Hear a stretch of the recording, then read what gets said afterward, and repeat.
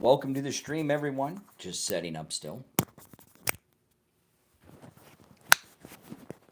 Welcome, welcome. Okay.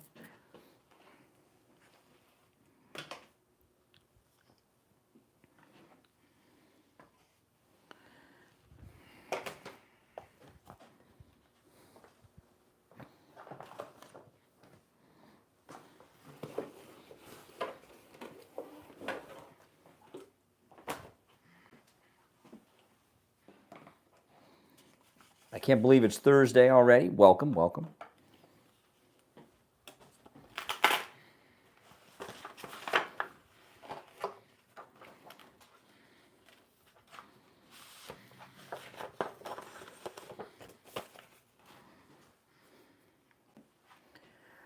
All right.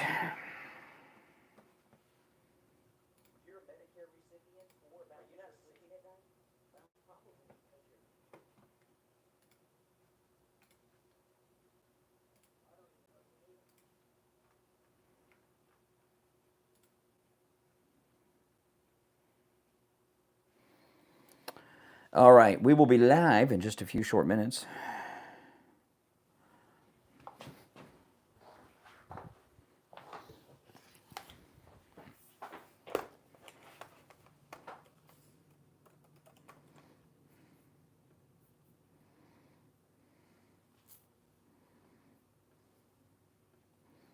I'm still setting up, guys.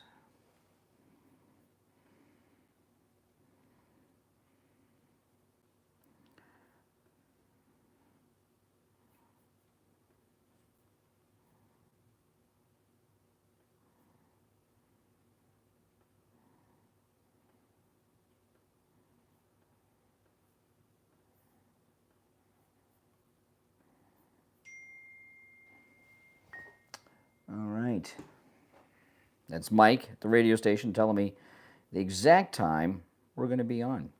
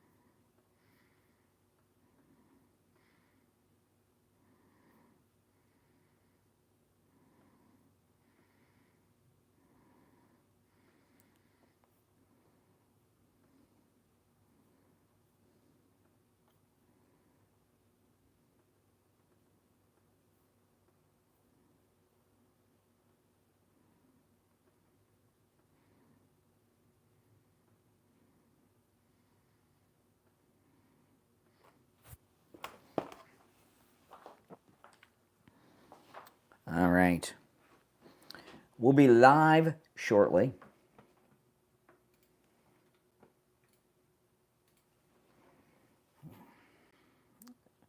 We'll be live in about 2 minutes. Live in 2 minutes. I'm going to open talking about the CNN classified story, because to me that's the big story of the day. You know, everybody's missing the whole story, right? If you'd like to call in, the number is toll-free 888-465-2631. Now, I pinned a link into the live stream, which is also in the description. One of our chat room family members has a book out that they've asked me to promote for them, desperately trying to help their family. So if you could click that link and purchase that book if you can, it'd be greatly appreciated. You'd be helping them out a lot. The link is pinned in the live chat, and it's also in the description of the video. We'll be live in 1 minute.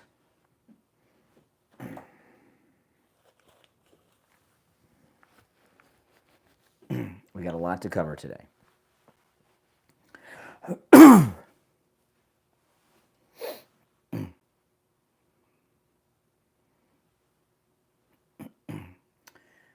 Okay.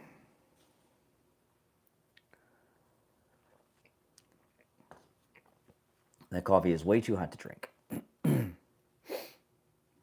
too hot.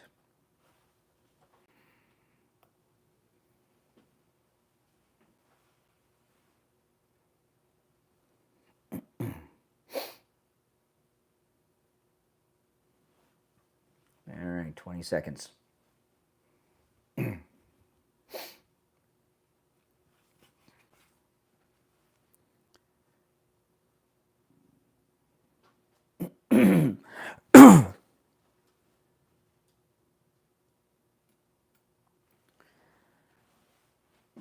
Welcome to the program, everyone. My name is Brian Craig.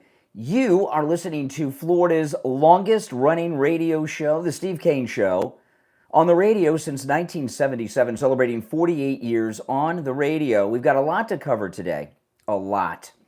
Some major updates on a lot of things, and of course, Daddy's home. Trump landed back in the United States yesterday, so Trump is back home, who has been given the new title of Daddy by the Secretary General of NATO. And I love that the president's team at the White House, they are some media savvy people. They put out a video, Daddy's Home is the title of the video, and it shows Trump at the NATO meeting, and then it shows him returning home. It says Daddy Home over the screen. That's a pretty funny thing. And you know, the whole daddy thing was actually started by Tucker Carlson, remember, during the campaign. We've got so much to cover.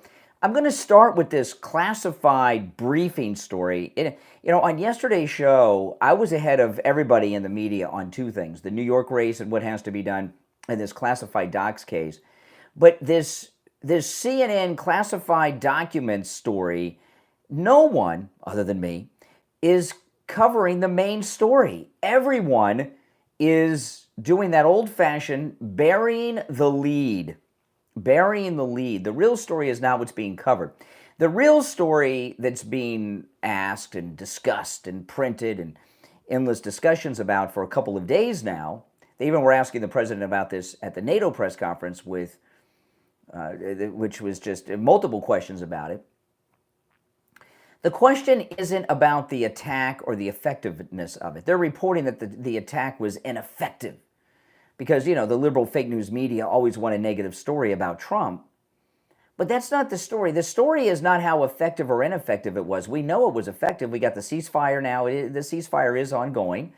And we do have confirmation that the nuclear site was taken out. The real story is, why is it okay for CNN to be in possession of classified documents? This leaker committed federal crimes, which may be, is it espionage? I know it's espionage if you give classified documents to a foreign nation. Is it espionage if you give it to a media outlet to broadcast to the world? Is that espionage? Has the leaker at the Pentagon, with this after-action report on the bombing in Iran, have they committed treason, the leaker themselves? But President Trump had his home broken into with a fully armed SWAT team of FBI agents with machine guns who broke into his home, invaded his home, tossed his office, broke into his safe, tossed Barron's room, went through Melania's underwear drawer and closet. They took the contents of Trump's desk and dumped them out on the floor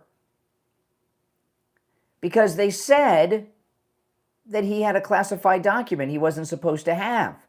Now, of course, he was allowed to have it. He was president of the United States.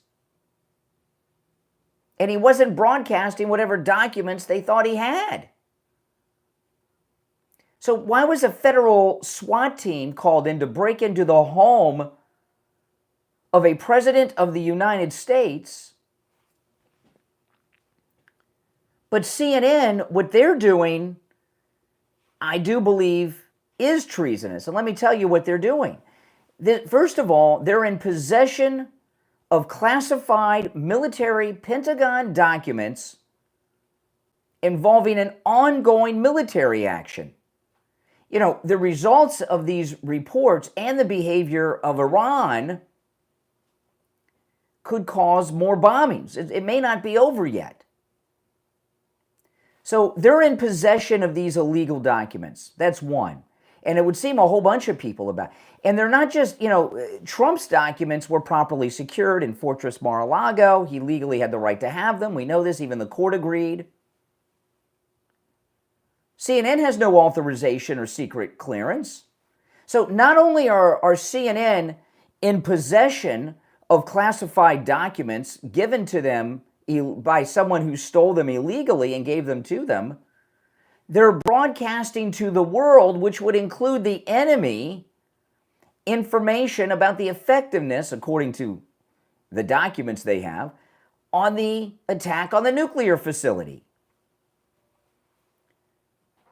So how is this legal, what CNN is doing?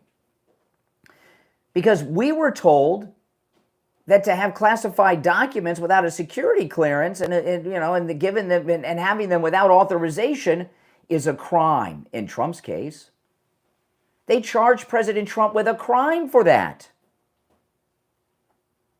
He had to go to court and be arraigned. President Trump was arrested. A president of the United States not just had the SWAT team of the FBI break into his home with machine guns,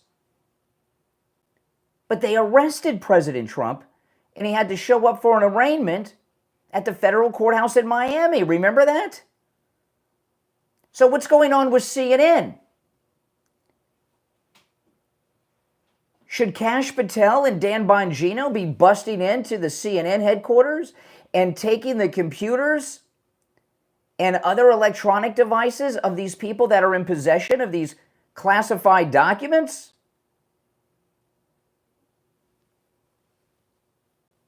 I would say yes. In fact, I pulled up a CNN story on the Mar-a-Lago case. This is from August 9th, 2022. Here's the headline: CNN, FBI executes search warrant at Trump's Mar-a-Lago in document investigation. The FBI, this is CNN, in August 22, the FBI executed a search warrant Monday at Donald Trump's Mar-a-Lago resort in Palm Beach, Florida, as part of an investigation into the handling of presidential documents, including classified documents. Well, wait a minute. CNN's broadcasting classified documents on their global network, including, back to the CNN story on the Mar-a-Lago break-in, including classified documents that may have been brought there. 3 people familiar with the situation told CNN. The former president, who's now our president again, confirmed that FBI agents were at Mar-a-Lago and said, "They even broke into my safe." He was at Trump Tower in New York when the search warrant was executed in Florida. "My beautiful home, Mar-a-Lago in Palm Beach, Florida, is currently under siege, raided, and occupied by a large group of FBI agents," Trump said in a statement Monday evening. The extraordinary move to search the home of a former president raises the stakes for the Justice Department and comes as Trump's legal problems continue on multiple fronts. The search began early Monday morning. Again, I'm reading from CNN. The search began early Monday morning, and law enforcement personnel appeared to be focused on the area of the club where Trump's offices and personal quarters are. The FBI search included examining where documents were kept, according to another person familiar with the investigation, and boxes of items were taken. Following the National Archives' recovering of White House records from Mar-a-Lago in recent months, the FBI on Monday had to verify that nothing was left behind. Trump's son Eric told Fox News' Sean Hannity the purpose of the raid, from what they said, was because the National Archives wanted to corroborate whether or not Donald Trump had any of these classified documents in his possession. So what's going on? CNN, they have classified documents on an ongoing military operation, and they're broadcasting them. Trump had documents that he was authorized to have, and they were locked away. The National Archives, back to CNN, the National Archives, charged with collecting and sorting presidential material, has said at least 15 boxes of White House records were recovered from Trump's Mar-a-Lago resort. When is Kash Patel going to go over to CNN and get those documents back? We're going to take our first break of the day. What's going on here? Our number is toll free. I want to hear your thoughts on this at 1-888-465-2631. It's a toll free call no matter where you're listening. 888-465-2631. My name is Brian Craig. It's the Steve Kane Radio Show. We'll be right back. My goodness.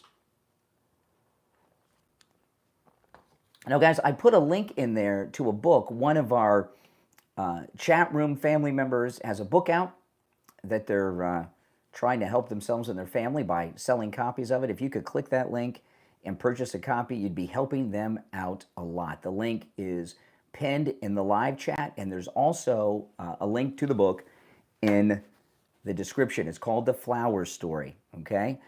So if you could click that link, and if you can purchase a copy, it would help them out a lot.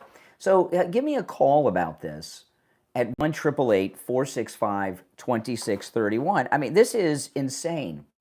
This is complete BS. Why are they allowed to have classified documents, but Trump gets arrested, who was a president of the United States, a former president at the time? He gets arrested for it. And why is no one covering this angle of the story? I find it disgusting. I really do, and I'm pretty fed up with the way that it's being handled.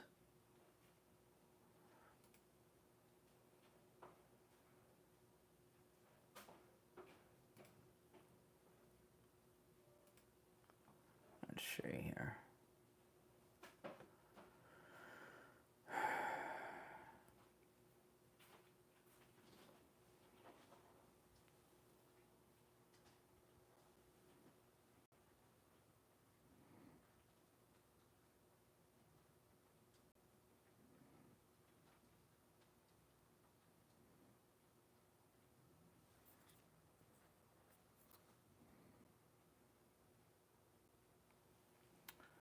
Okay.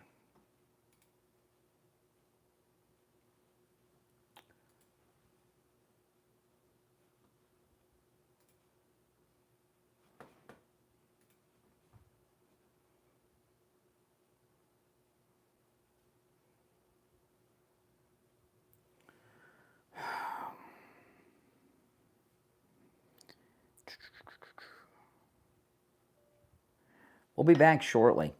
I mean, this is insane. It's completely insane.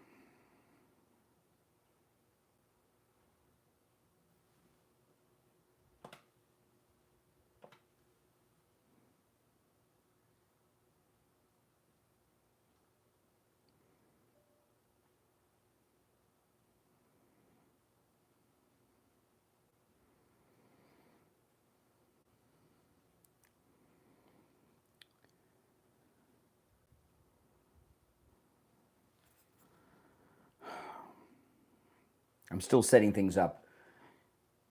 I was a little behind schedule this morning.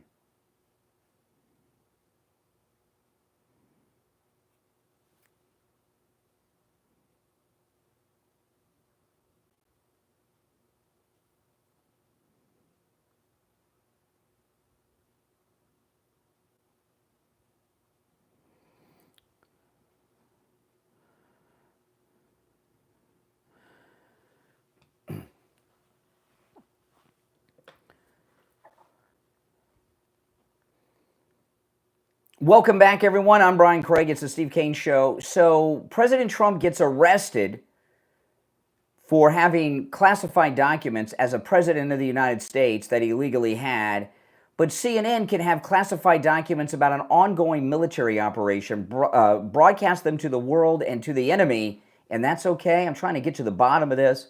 I want to hear your thoughts at 1-888-465-2631. You're on the air. What's your name? Where are you calling from?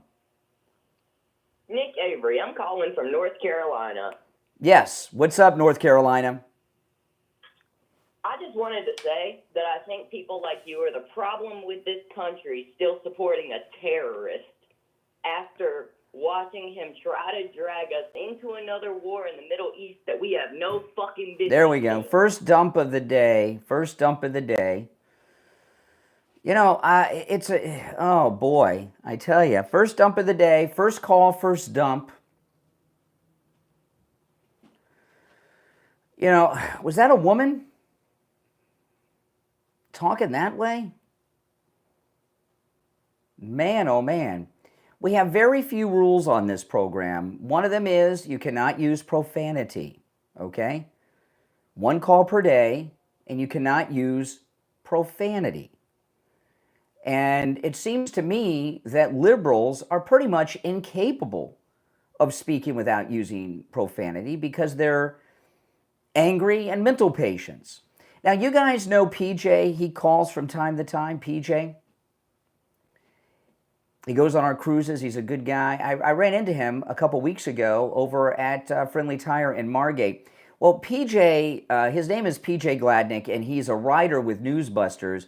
And he has a column today at newsbusters.org. And Newsbusters is a very good conservative news website. If you're not familiar with it, newsbusters.org. PJ's article, PJ Gladnick. I did tweet this on my X at Brian Craig Show. You can find it there. And PJ's story today, CNN's Iran leak spreader was a Hunter Biden laptop fake news perpetrator. Yeah, this reporter over at CNN that's been the lead on this story was one of the lead people that said the laptop was fake. And, you know, it's a good article. You guys should check it out. And he talks about possible arrest for these people. You can go read the article, newsbusters.org. PJ's a good guy. His columns are very good. And every time he has a new column, I always read it. So check it out. Again, I did post it to my X, and it's about this very thing. And I'm glad to see his article because, you know, the thing with what's going on here with CNN, everyone's covering this story, but they're not talking about it from this comparison between how they treated President Trump with classified documents and how CNN's about ready to win a Pulitzer for not just possessing illegally classified documents, but broadcasting them to the world. All right, let's go see if our callers can refrain from profanity. You're on the air. What's your name? Where are you calling from? You're on the air. What's your name? Where are you calling from? It's going to be one of those... Hey, Brian, this is Tom from Northwest Ohio. All right, Tom, what's on your mind? So I just got on the live. When did all this happen? When did all what happen? So when did all what happen? Are you talking about when Trump was originally arrested for this? Well, All new breaking stuff? No. 2 days ago, CNN was illegally became in the possession from someone, a leaker inside the government who's committed treason, in my opinion. They were given classified information after action reports on the bombing in Iran. These are classified documents. In fact, they're so classified that documents are reports that were not even complete yet. CNN took these illegally obtained classified documents on an ongoing military action against Iran and have broadcast them over the air. So what I've been saying is, well, wait a minute. A couple years ago, they arrested Trump and broke into his home because they said he had classified documents. Why did Trump have his home broken into by federal agents with machine guns? Why did he get arrested for having a classified document, which, by the way, he legally was in possession of? But CNN not only is allowed to have classified documents on an ongoing military operation, they can broadcast them to the world and to the enemy, and no one's knocking on their door. There's a problem here. Yeah, Cash. I don't know what's going on with Cash Patel. I was a huge supporter of him. I was glad that he got the FBI director job. I'm highly disappointed with what I've been hearing about him. If it wasn't for places and news people like you, I'm an over-the-road truck driver. So that's Yeah. why I asked if this was something Well, new. the CNN aspect is the CNN stuff is new, and you compare the way they treated things, and I've been saying this for a few weeks about Cash and Bongino. I think that they put up this image that they're these tough cops and federal agents, but I don't think they know how to do. I think they're posers.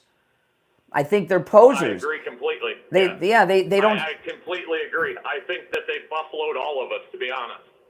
Well, I think in Bongino's case, I don't know. I don't know about Cash because I didn't follow him as close. I mean, I know who he is and I watched interviews, but Bongino I was a big fan of, and he's created this whole persona around him that I think was a lot of hype. I know he was a cop in New York. He was a Secret Service agent. I get that. But I don't think he was like a field cop or agent. I think he was a desk jockey like he is now, and he doesn't know how to do the job. But he, put on the tight T-shirts, got all pumped up, and he's got a great voice and created this personality that just it doesn't seem to be what he really is. Exactly. It resonated with us at the time because that's what we needed compared to what we had.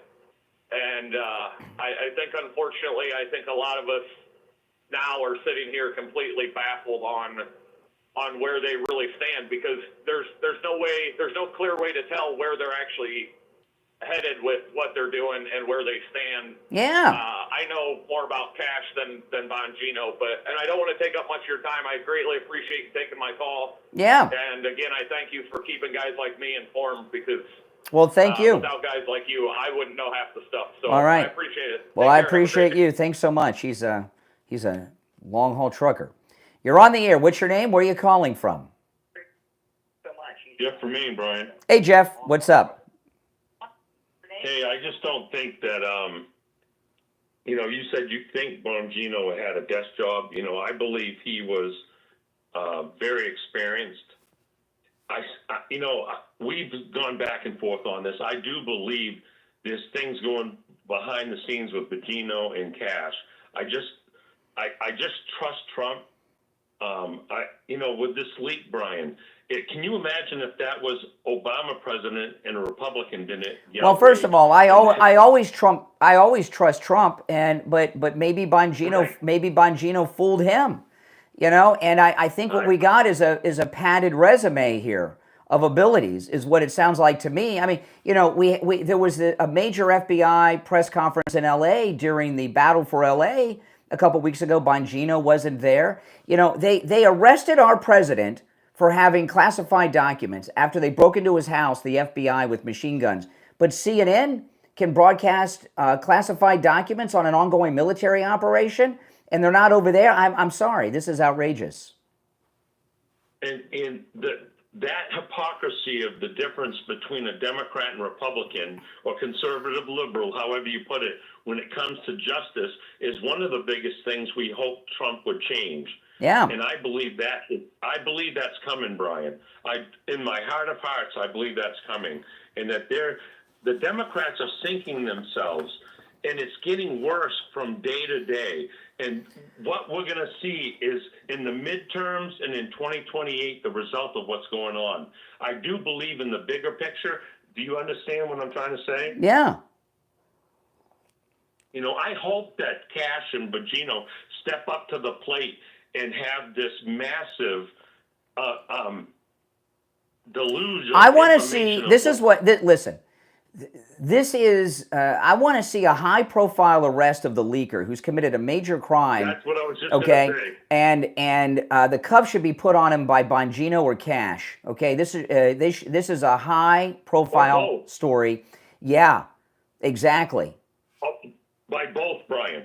And this is the thing, like you said, this is high treason, what happened. And we want to see results now. We're done. We've been waiting for so long, correct? And yeah. We want to see some. And there's one more thing that it has to do with uncovering stuff is the Epstein list. Why hasn't there've been some massive arrests there too, because I think that's a huge. I don't know. It seems to. I don't. I'd like them. I'm more worried about this than the Epstein list right now. Okay. Correct. And we're at a point where these two guys, if I was off the air, I'd say they would have to blank or get off the pot, right? They got to do. They need to do something to show that they're the real deal. And there's no better opportunity than this. This is an obvious crime. Whoever the leaker is, I'm sure they know who this person is right now. If not, they'll know soon. There needs to be a high-profile arrest by these guys with a perp walk. And can I add one more quick thing, Brian? For the longest time, I said I don't trust Tulsi Gabbard. Something about her I never did. And I believe that she's part of that problem. I don't know why, but I still feel that way about her. And I'm just curious what you think about what she's been doing. Well, I don't know. I got to go by what Trump says. And I haven't heard Trump say anything other than she was wrong. Now, if Trump comes out and start, so as long as Trump is still with her, so I got nothing. All right, I got to run for the break, Jeff. All right, take care. If you're on hold, stand by. I want to tell you guys, this may seem a little far out, but... Attorney Barry Siegel recently had a Saturday Medicaid workshop, and it filled up, long before. And there's another one coming up, and I know this is early, but I want to tell you guys about it now so you can reserve your seat. It's Saturday, July 19th at Attorney Barry Siegel's main office in Boca Raton on Military Trail. And it's Saturday from 10 a.m. to 11:30 a.m. The last one filled up real quick, and a lot of people wanted to go that couldn't, so Barry has added another one. It's a free Medicaid seminar, and I'm going to give you the number for Attorney Barry Siegel's office. Give them a call. I don't have. If I just give the number off the top of my head, I might accidentally give out Barry's cell phone. So let me look at my list of numbers here. Make sure I give out the right one. Give the Siegel Law Group a call and reserve your spot for this upcoming Saturday Medicaid workshop. And I'm telling you, the last one filled up fast. Call now. I know it's early, but if you call now, you'll have your spot reserved. The office opens up at 8:30. They do have someone answering phones now, but you can give them a call, 855-FLA-3782. 855-FLA-3782. You can also find their number online at SiegelLawGroup.com. We'll be right back. Are you not sleeping at night? Well, it's probably because you're not sleeping on a MyPillow and this incredible new special that Mike Lindell is offering. You got to get your MyPillow. In fact, not only should you get a MyPillow for yourself, if you already have one, get them for all of the beds in your house. Get them for your friends. Get them for your families. This is an incredibly low price. Right now, without promo code KANE at checkout, KANE, you can get a MyPillow for just $17.98. The first one I have, I got 10 years ago. I still sleep on it. I paid $65 for it. Now you can get the same pillow all of the beds for just $17.98. That's without promo code KANE at checkout, KANE. See why I'm so well rested? Because I sleep on the MyPillow each and every night. You can also order by phone, toll free, 1-800-716-4879. 1-800-716-4879. Promo code KANE, KANE. Call or go to the website right now. Use our promo code and stock up. This is a very good deal. It won't last, so take advantage of it. $17.98 for MyPillow. What a deal. Order yours right now. Oh man, yeah, you guys have heard PJ call in so much. He's a good guy, and that's a good article. Normally I go through the articles on the air, but I don't want to go. I want people to go and check out his article and follow him on Newsbusters. I lost the clip from my headphones. Welcome, everyone. If you're new, make sure that you subscribe. This is where MAGA comes to talk. Now, what do you guys think about this, though? Okay, am I right or wrong that the leaker should be arrested by Cash and Bongino, and that and after what they did to President Trump at Mara Lago, shouldn't they go over to CNN and seize all the documents and the computers and their devices? Shouldn't they do that? And these this classified information, who are they sharing it with? How many people have access at CNN? No, somebody asked about my hat. This is made in the USA.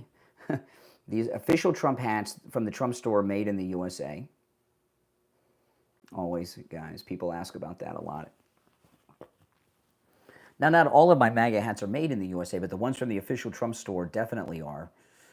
They don't all have tags telling you where. And it's a federal crime to put a made in the USA tag on something that's not made in the USA, and this is from the official Trump store.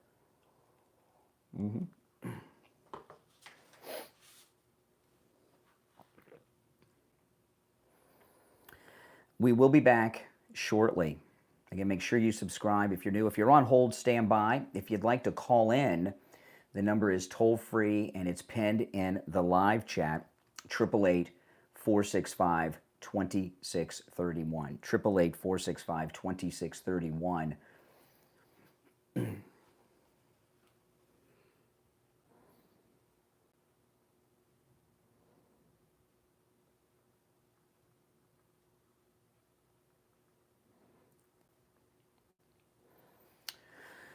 All right, let's see here.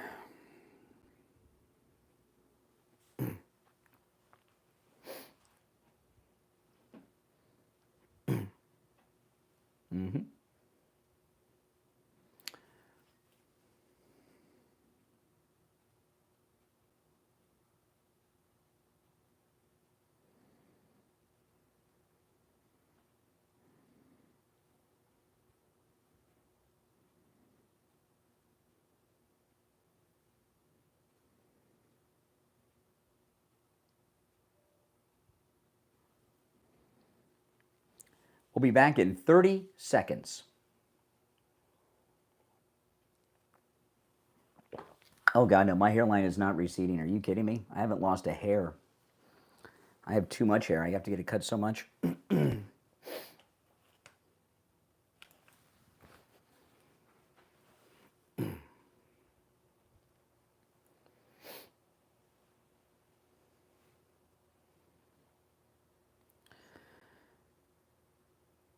Welcome back, everyone. 36 minutes after the hour. I'm Brian Craig. It's the Steve Kane Show, Florida's longest-running radio show.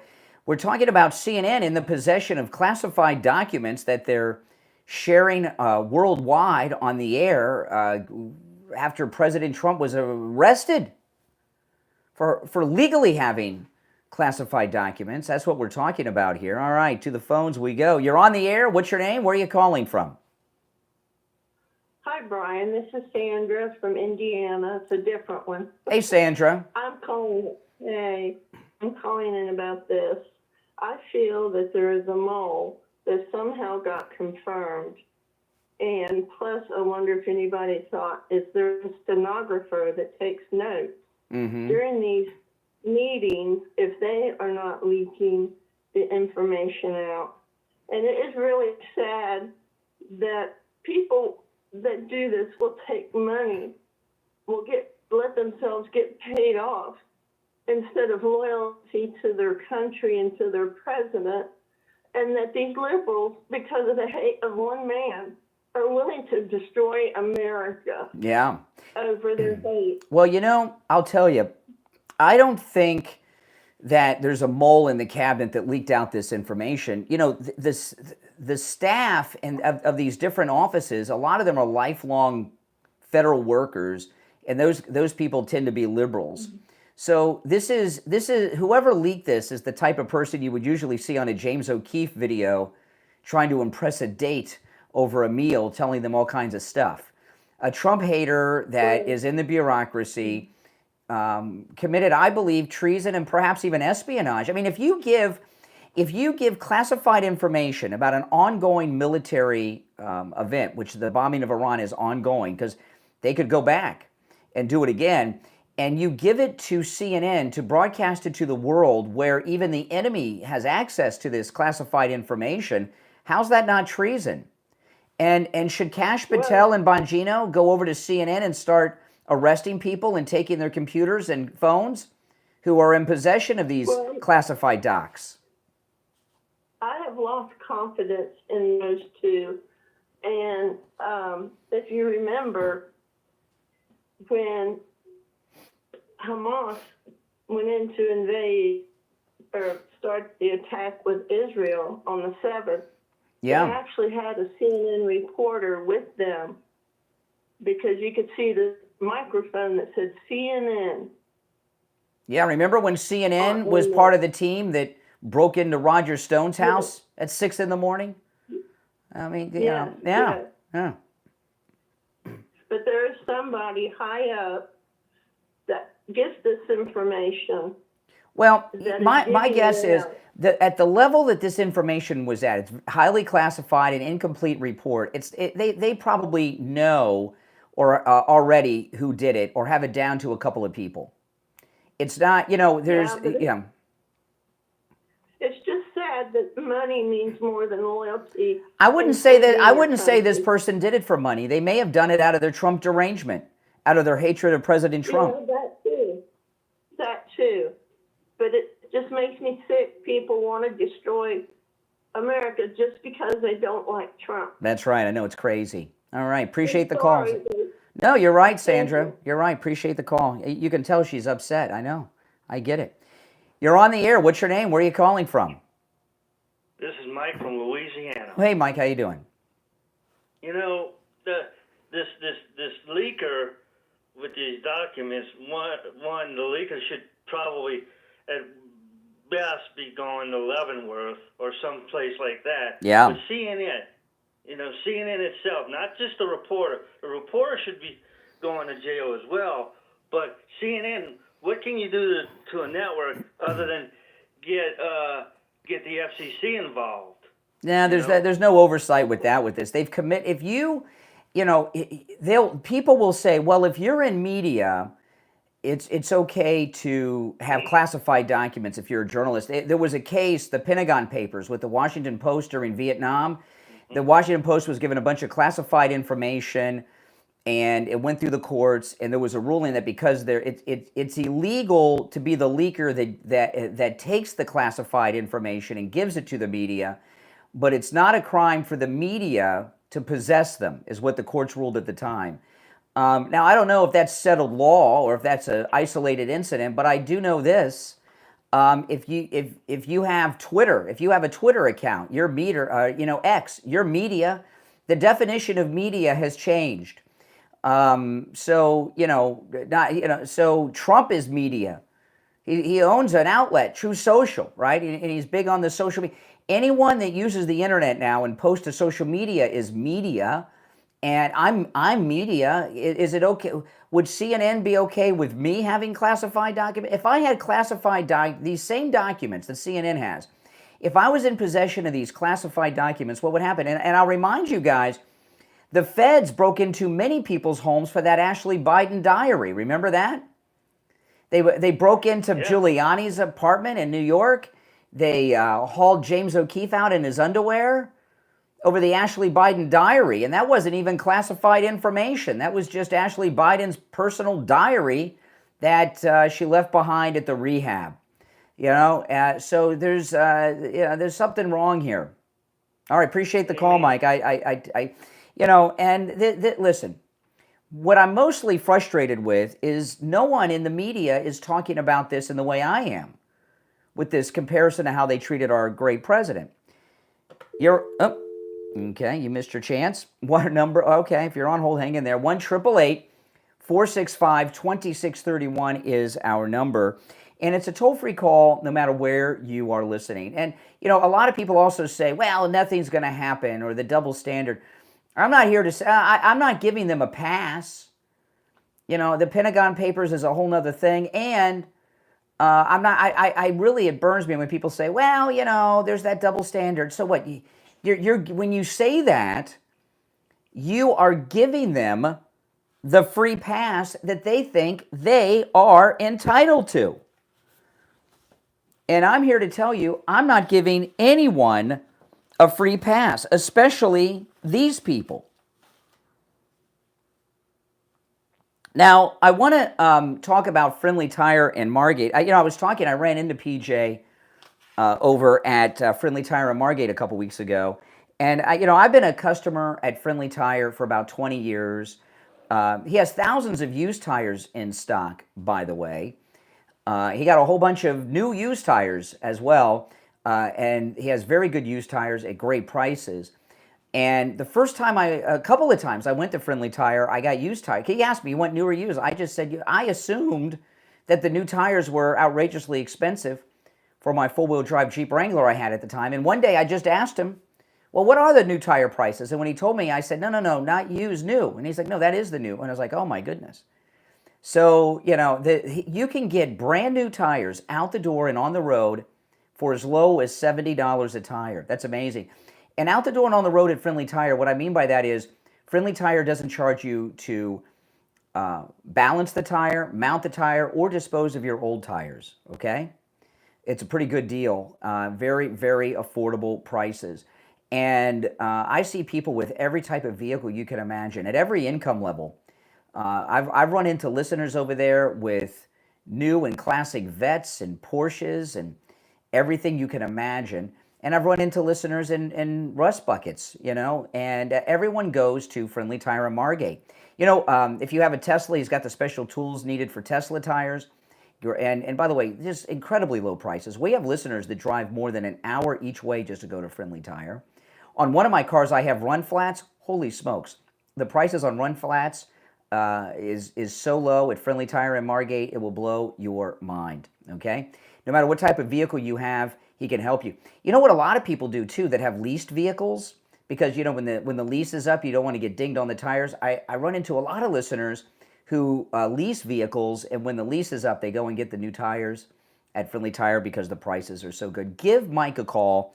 He'll give you a quote right over the phone, 954-977-9445. Make sure you tell him you heard about him on the Steve Kane Show. He'll take extra good care of you. 954-977-9445. 954-977-9445 for Friendly Tire in Margate. We'll be right back.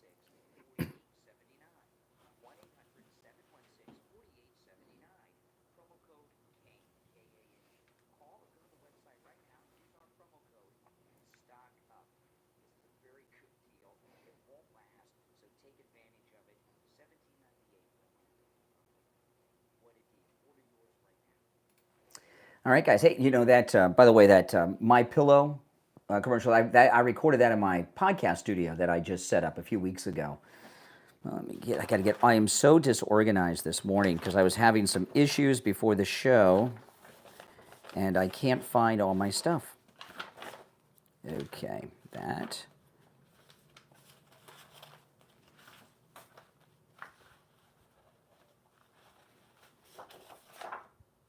I need that. I need that.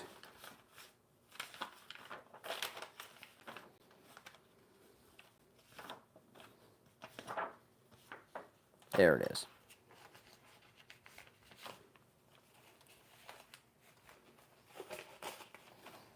All right.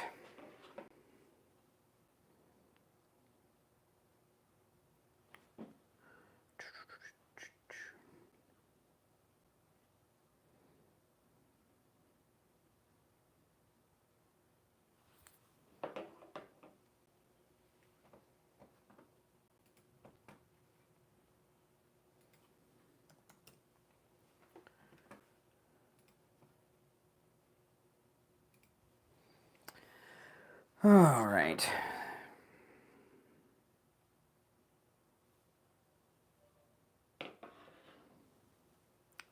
We'll be back shortly. A little more than a minute. Yes, yes, yes.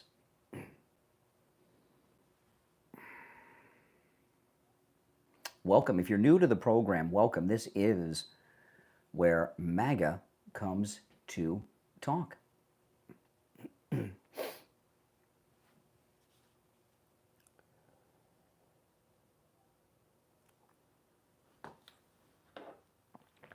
We'll be back in about a minute.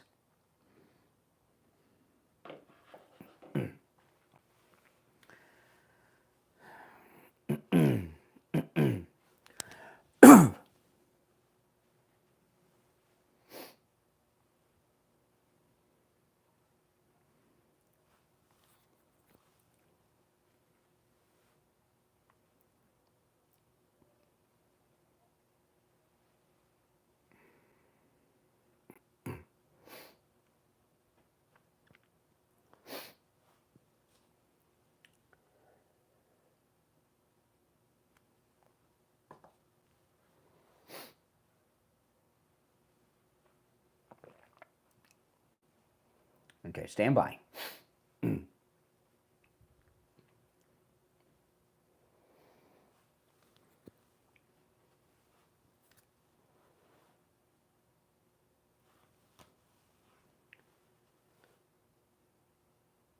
Welcome back, everyone. I'm Brian Craig. It's the Steve Kane Show, Florida's longest running radio show. If you're on hold, stand by. If you'd like to call in, please do. Our number is toll-free, 1-888-465-2631. So far, the calls have been pretty good today. You guys have contributed quite a bit.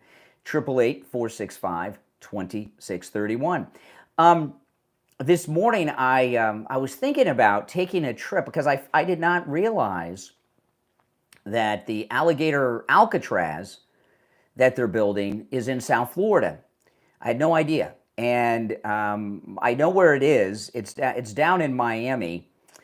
And I was thinking about heading over to go to the Alligator Alcatraz to make a YouTube video. Would you guys like that if I go to Alligator Alcatraz?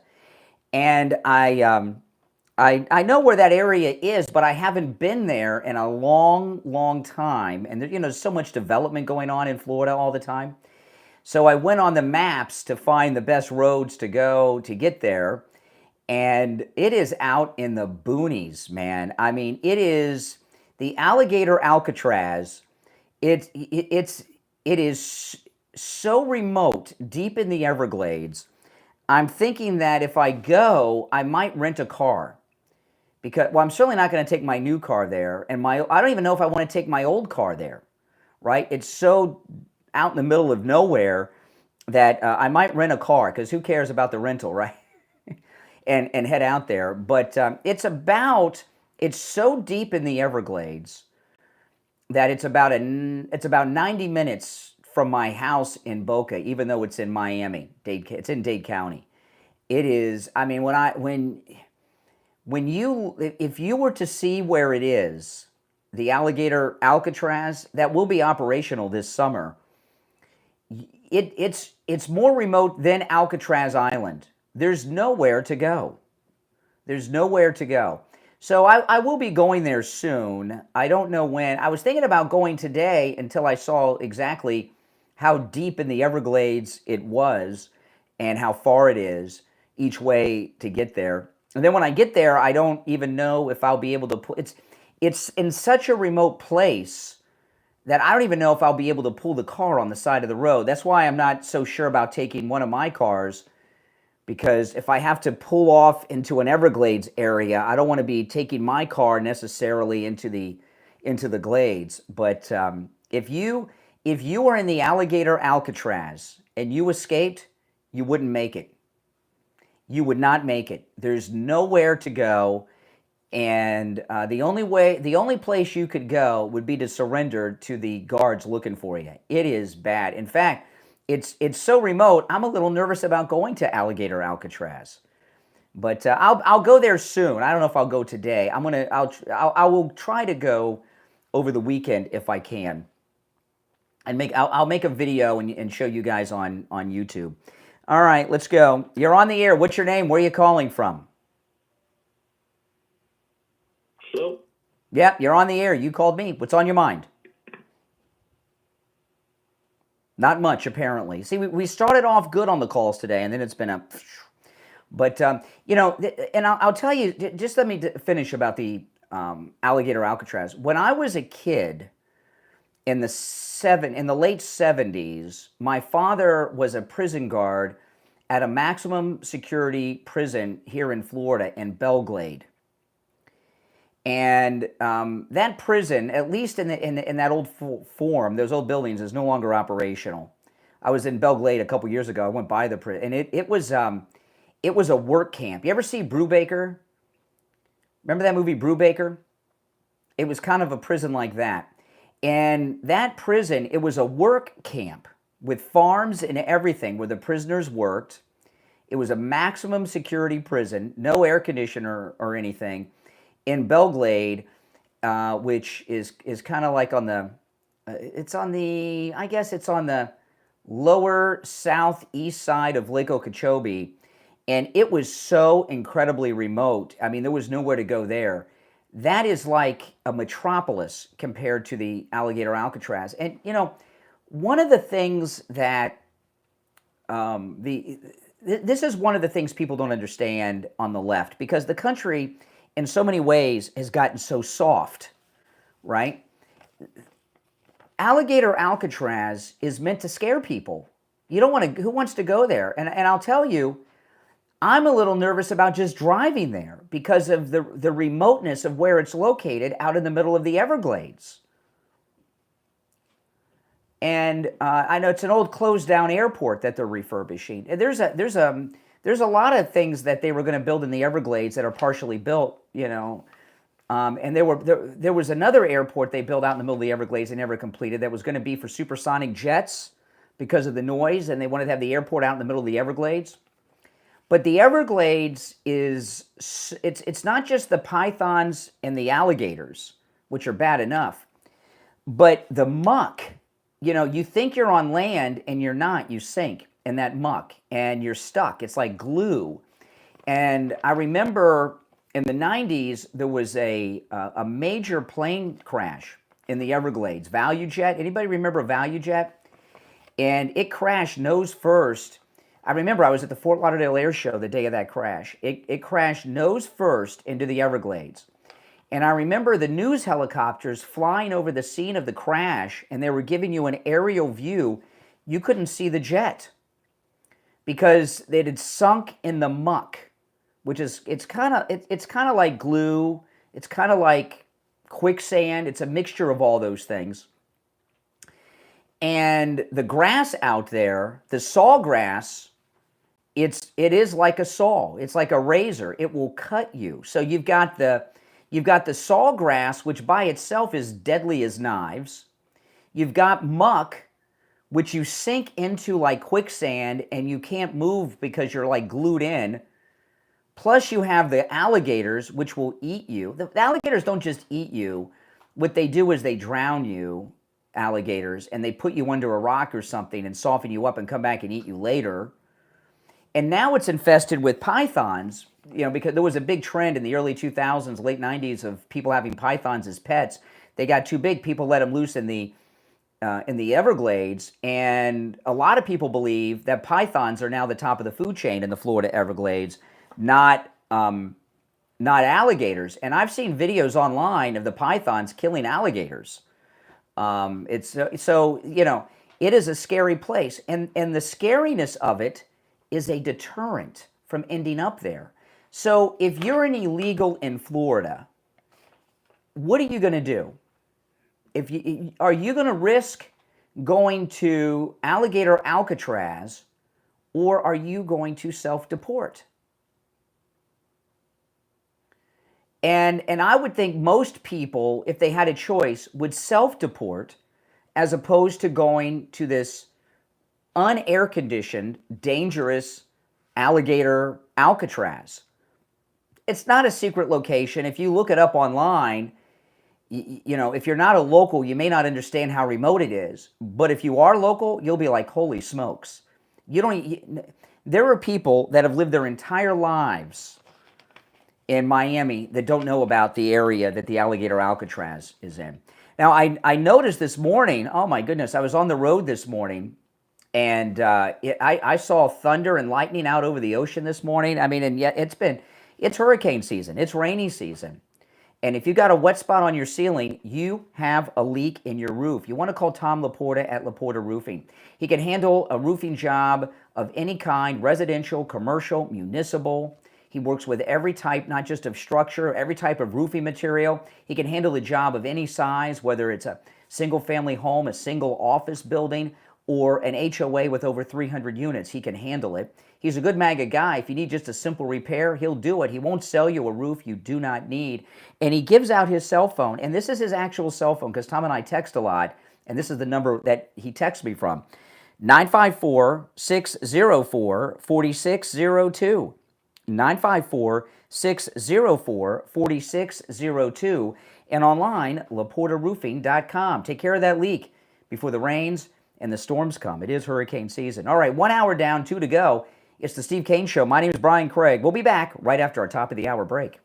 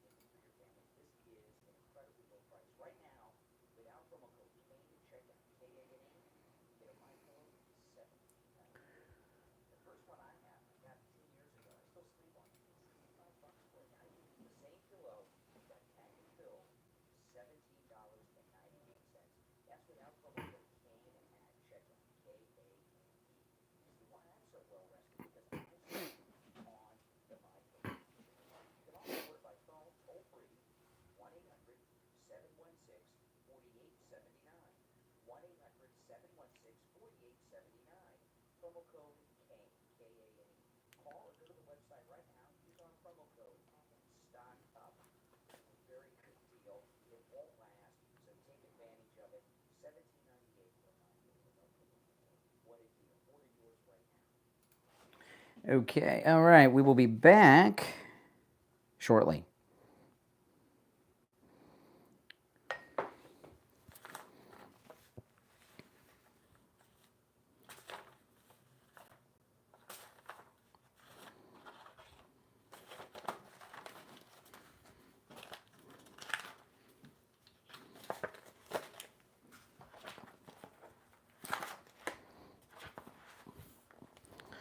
I am so disorganized this morning, guys. I am usually so organized, but not today.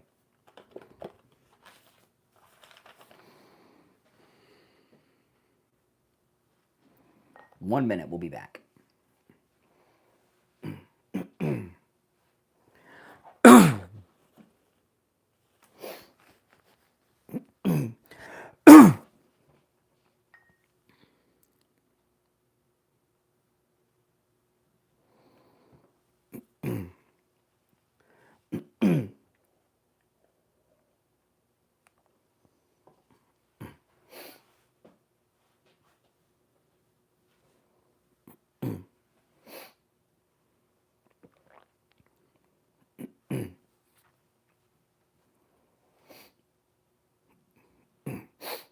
30 seconds. No, it wasn't JetBlue, it was ValueJet that crashed in the Everglades. Yeah, there was an Eastern crash too. There's been multiple crashes in the Everglades.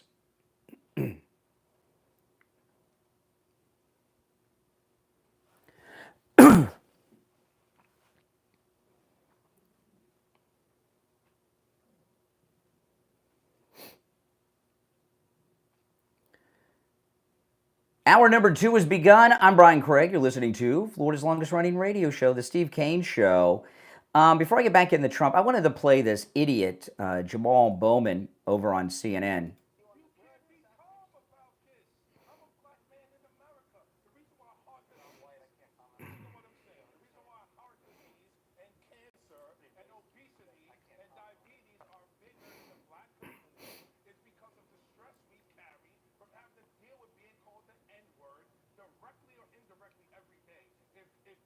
Okay. When is the last time you've seen a white person call a black person the N-word? You know, white people won't even say that word.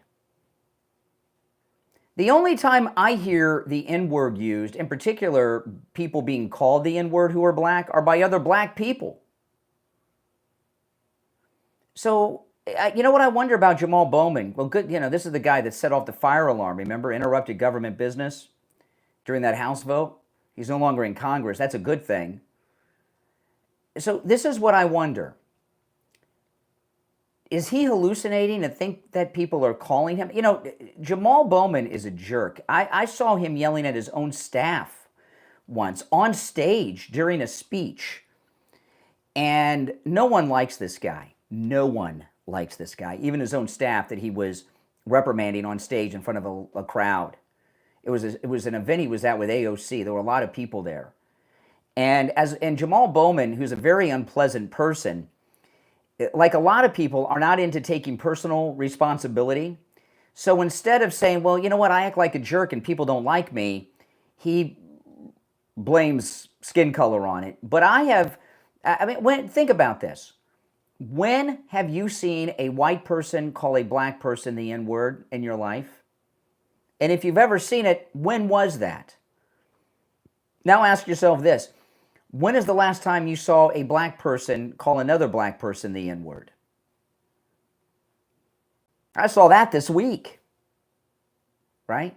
I mean, that's, you know, I did. I'm not kidding, by the way. And you may have as well. So I don't know what Jamal Bowman's talking about here, but he's a disgusting person.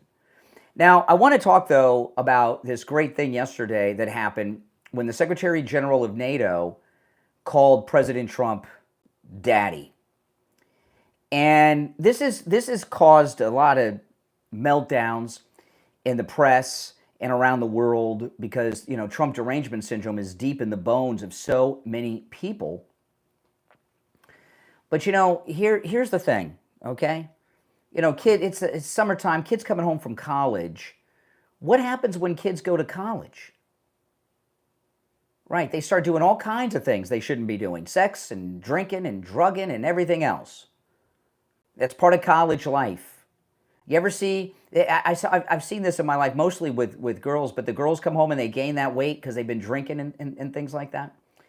And the reason the kids go crazy when they go off to college is because dad's not around anymore. And they can run free. Well, that's kind of what's been going on in the world. And, you know, the world, it's been a while. The last 4 years, we've had no leader in the world. You know, the president, there's an old title that's unofficial that the presidents have had, but that I haven't heard used in a long time. That the president is the leader of the free world. They used to say that a lot. And in the last 4 years, there was the world was leaderless and it went into chaos. And the Secretary General of the United Nations, when he called President Trump daddy yesterday, not only did he mean it, he was excited that daddy's home and back in charge. You need to have someone in charge. We had 4 years without a strong president, and look what happened. We've got these wars breaking out all over creation. And President Trump had an incredible press conference yesterday at the NATO summit with Marco Rubio and Pete Hegseth behind him. Did you guys watch this? I watched the whole thing. It was very, very good. And it was funny to watch. Marco Rubio was cracking up the whole time because of the way Trump was handling the fake news media, the global fake news media, not just the American fake news media. And there were some people in the media that were upset about this daddy thing. One reporter even asked I might play some of this later, but one of the reporters, foreign reporters, even asked President Trump, do you see these countries as children? And they are, and they've been misbehaving, and they've gotten out of control. But during that press conference yesterday, Trump went through these wars. The ceasefire between Iran and Israel has held. Now, that doesn't mean there's not isolated incidents, and don't count what goes on in Gaza as a break of the ceasefire, even though Iran's behind a lot of that, okay? The ceasefire has been pretty stable the last couple of days. He ended, and he listed a couple wars that I didn't even think about. He ended this war, the 12-day war he ended with Israel and Iran. He's, with just a couple of phone calls, he ended what could have turned into a nuclear confrontation between India and Pakistan, right? He ended another war with, was it Rwanda and Uganda that were going at it? He ended that, and then there was another one that I can't remember what it was, another African country or two, I can't remember. This president has ended, let's see, these 2 wars in Africa, the India-Pakistani war, and he's got the ceasefire with Iran and Israel. There's 5 wars going on in the world. He has ended 4 of them in just a couple of months. He's ended 4 of the 5 conflicts going on in the world today. And they're that is absolutely amazing. There's no one been more deserving of the Nobel Peace Prize than this man. I was blown away by that. And what happens? You know, what happens with the left? They're mad at him for it. And there's one he hasn't ended, because you've got 2 corrupt lunatics, Putin and Zelensky. But he's ended 4 out of 5 wars. That is just absolutely amazing. Why is that? It's because Daddy's back. Daddy's home, back in the White House. We have a leader in the White House. America is again the leader, not just of the free world, but the leader of the world. And for those of you that say tariffs don't work, you idiot liberals with your Rachel Maddow stupid talking points, tariffs don't work? Really? That's how, he talked about this in the press conference. That's how he ended what could have become a nuclear conflict between India and Pakistan. He told them, if you don't stop this, there's no trade. Boom, it was over. Then Spain, all of a sudden, they don't want to pay their NATO dues like everyone else. This came up in the press conference yesterday. And President Trump had a great response because he's a businessman. You know, my wife and I started watching season 1 of The Celebrity Apprentice, which was 20 years ago. Piers Morgan is on it, and Omarosa, and a bunch of other people. Lennox Lewis, Mary Lou Henner. It's very, very good. Don Jr. looks like he's in high school in the first season of The Celebrity Apprentice. It's very good. I mean, I almost couldn't go to sleep last night because I wanted to watch the next episode. It was so good. It was so good to see him. And it's just amazing that he's the president, but he thinks like a businessman. So Spain, they're being all butch. We're not going to pay our union dues. Forget it. We're not going to pay for it. So a reporter asked President Trump about this. He says, we're going to make them pay it back in tariffs. Trump's going to raise the tariffs on Spain if they don't pay their union dues, their 5% GDP. And he's going to do it with the stroke of a pen. And, you know, he said they're going to pay more. And that's even better because all the money goes to us. If it goes to NATO, it gets divided and spent in Europe. So they're going to pay more. What other president thinks that way? None of them even would think of it. And if they did, would they do it? He's going to do it. Now, he's going to talk to Spain first. But if they keep trying to butch up and stand up to daddy, boom, there goes the tariff. You're on the air. What's your name? Where are you calling from? Good morning. This is Joe Rosenberg, Long Island. All right, Joe. Cold here. Bear with me. All right, Joe. But yeah, so I don't know what the deal is, but on Facebook, maybe it's the algorithm. So they're pushing everything I see. Maybe it's because I'm watching the dang videos, but I don't think it's anti-Semitic necessarily. But it's a lot of videos about Jews and, you know, the history going back. And then Candace Owens comes up, and, you know, I've been hearing you say about she's anti-Semitic. Oh, yeah. I don't know. Maybe that's true. Maybe it is true. It is true. She's got a lot to say about Jews. Well, if you're seeing a lot of things online, like on Facebook, that are like anti-Israel or anti-Jewish, you're getting pushed things because that's what you've been watching. So these social media algorithms just give you more of what you've been watching. So you go out of your way to watch things from anti-Semites. I don't know why you do that, but so you're going to get more and more of it if you keep watching it. It's just been very, I don't want to say entertaining, but then I go and look up the information on Wikipedia, and a lot of what they're saying is true and accurate. Oh, really? For example? That's the scary part. What is true and accurate? Give me an example. Something that the anti-Semites say that's true and accurate. Specifically, well, I guess, okay, here's one. The term penny pincher comes back from England. Now, you say you're Jewish?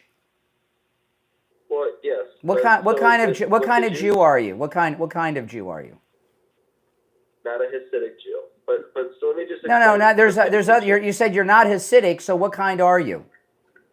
This is not a very good Jew. Come on. Come on. I don't go to church. Come on. He doesn't go to church. Here we got an anti-Semite on the line who's trying to pass himself off as a Jew, and he doesn't know anything. He doesn't go to church. This is not funny. The rise of anti-Semitism in this country is frightening to me. It is frightening to me. That's why I talk about it so much. It's become normal. And anti-Semitism was completely eradicated, almost. You're always going to have people that don't like you. There's people that don't like me. You're never going to have, I know, can you imagine there are people that don't like me? What the heck? You're never going to have everybody like everyone. But anti-Semitism kind of faded away. And it is back, and it is growing in this country. And, there's another one that we were dealing with. Now, I want to talk about Dr. Appleton and his laser away pain treatment. You've been in a car accident? Oh, my goodness. If you've been in one, the pain, you don't usually feel it right away all the time. I mean, sometimes it's the next day, it's the day after the next day, it's the day after the next day. And, you get in a car accident, you got all kinds of pains. You really do. And Dr. Appleton and his laser away pain treatment treats those aches and pains you have, not just from car accidents, but other kinds of accidents that you have around the house, slip and fall accidents you have out and about. The laser treatment works on all those things too. I had no idea. It makes sense because my skateboard accident, I slipped off the skateboard and fell. Busted my shoulders. A couple times I did that, and Dr. Appleton treated me. And he said, yeah, it works on accidents too. I had no idea. I didn't even think about that. You know what it is? When you're in pain, you just want help, you just want relief, you go see the Dr. Appleton, he treats you with the laser treatment, there's no shots, no injections, no addictive medications, no medications at all, it's 100% painless, and the pains, he rids you of pain and you kind of forget about it, you don't think about it, you just want relief from your pain. So every once in a while I'll talk to Dr. Appleton. So if you've been in a car accident, whether you've been a driver or a passenger, or an Uber or a Lyft, and you're suffering in pain from that car accident, go see Dr. Appleton. Remember, walk-ins are welcome and appointments are never necessary, even on Saturdays. If you have x-rays or scans, bring them with you. It's a no-charge consultation, 954-973-0710, 954-973-0710, and online, AppletonCairo.com. We'll be right back.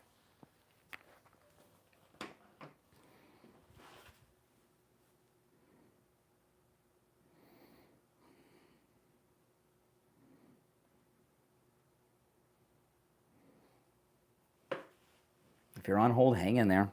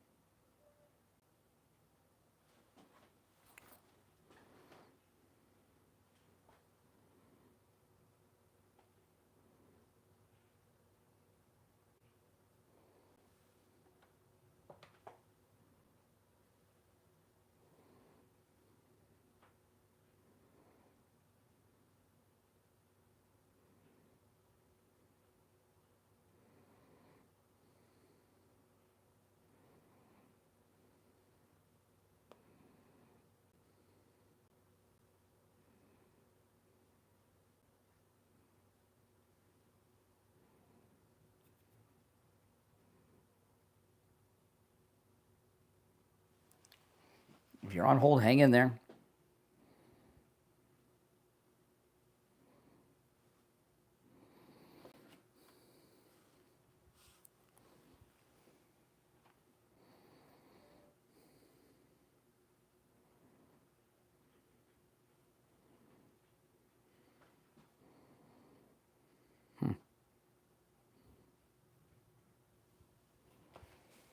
Welcome. If you're new, make sure you subscribe, all right?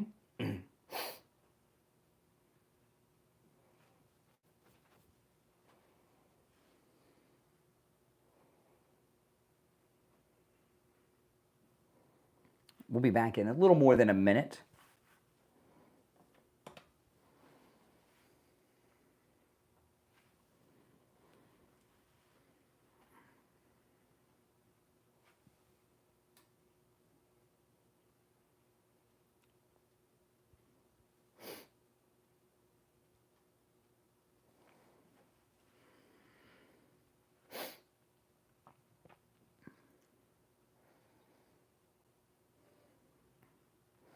Well, the leaker and CNN shouldn't CNN face if they arrested a president of the United States, Donald Trump, for having a classified document that he legally had?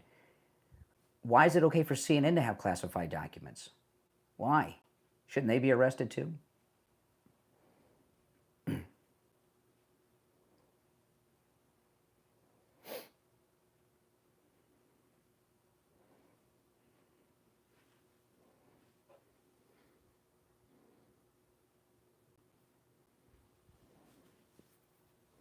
All right, 30 seconds.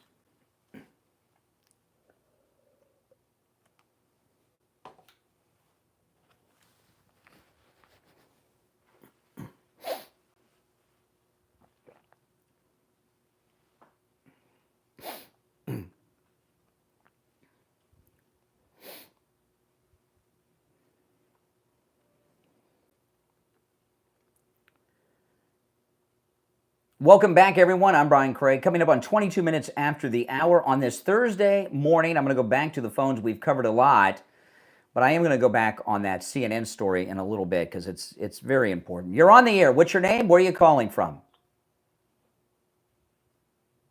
Yes, you're on the air. Yes, you're on the air. What's your name? Hi, I'm Patrick. All right, Patrick in Ohio. What's on your mind?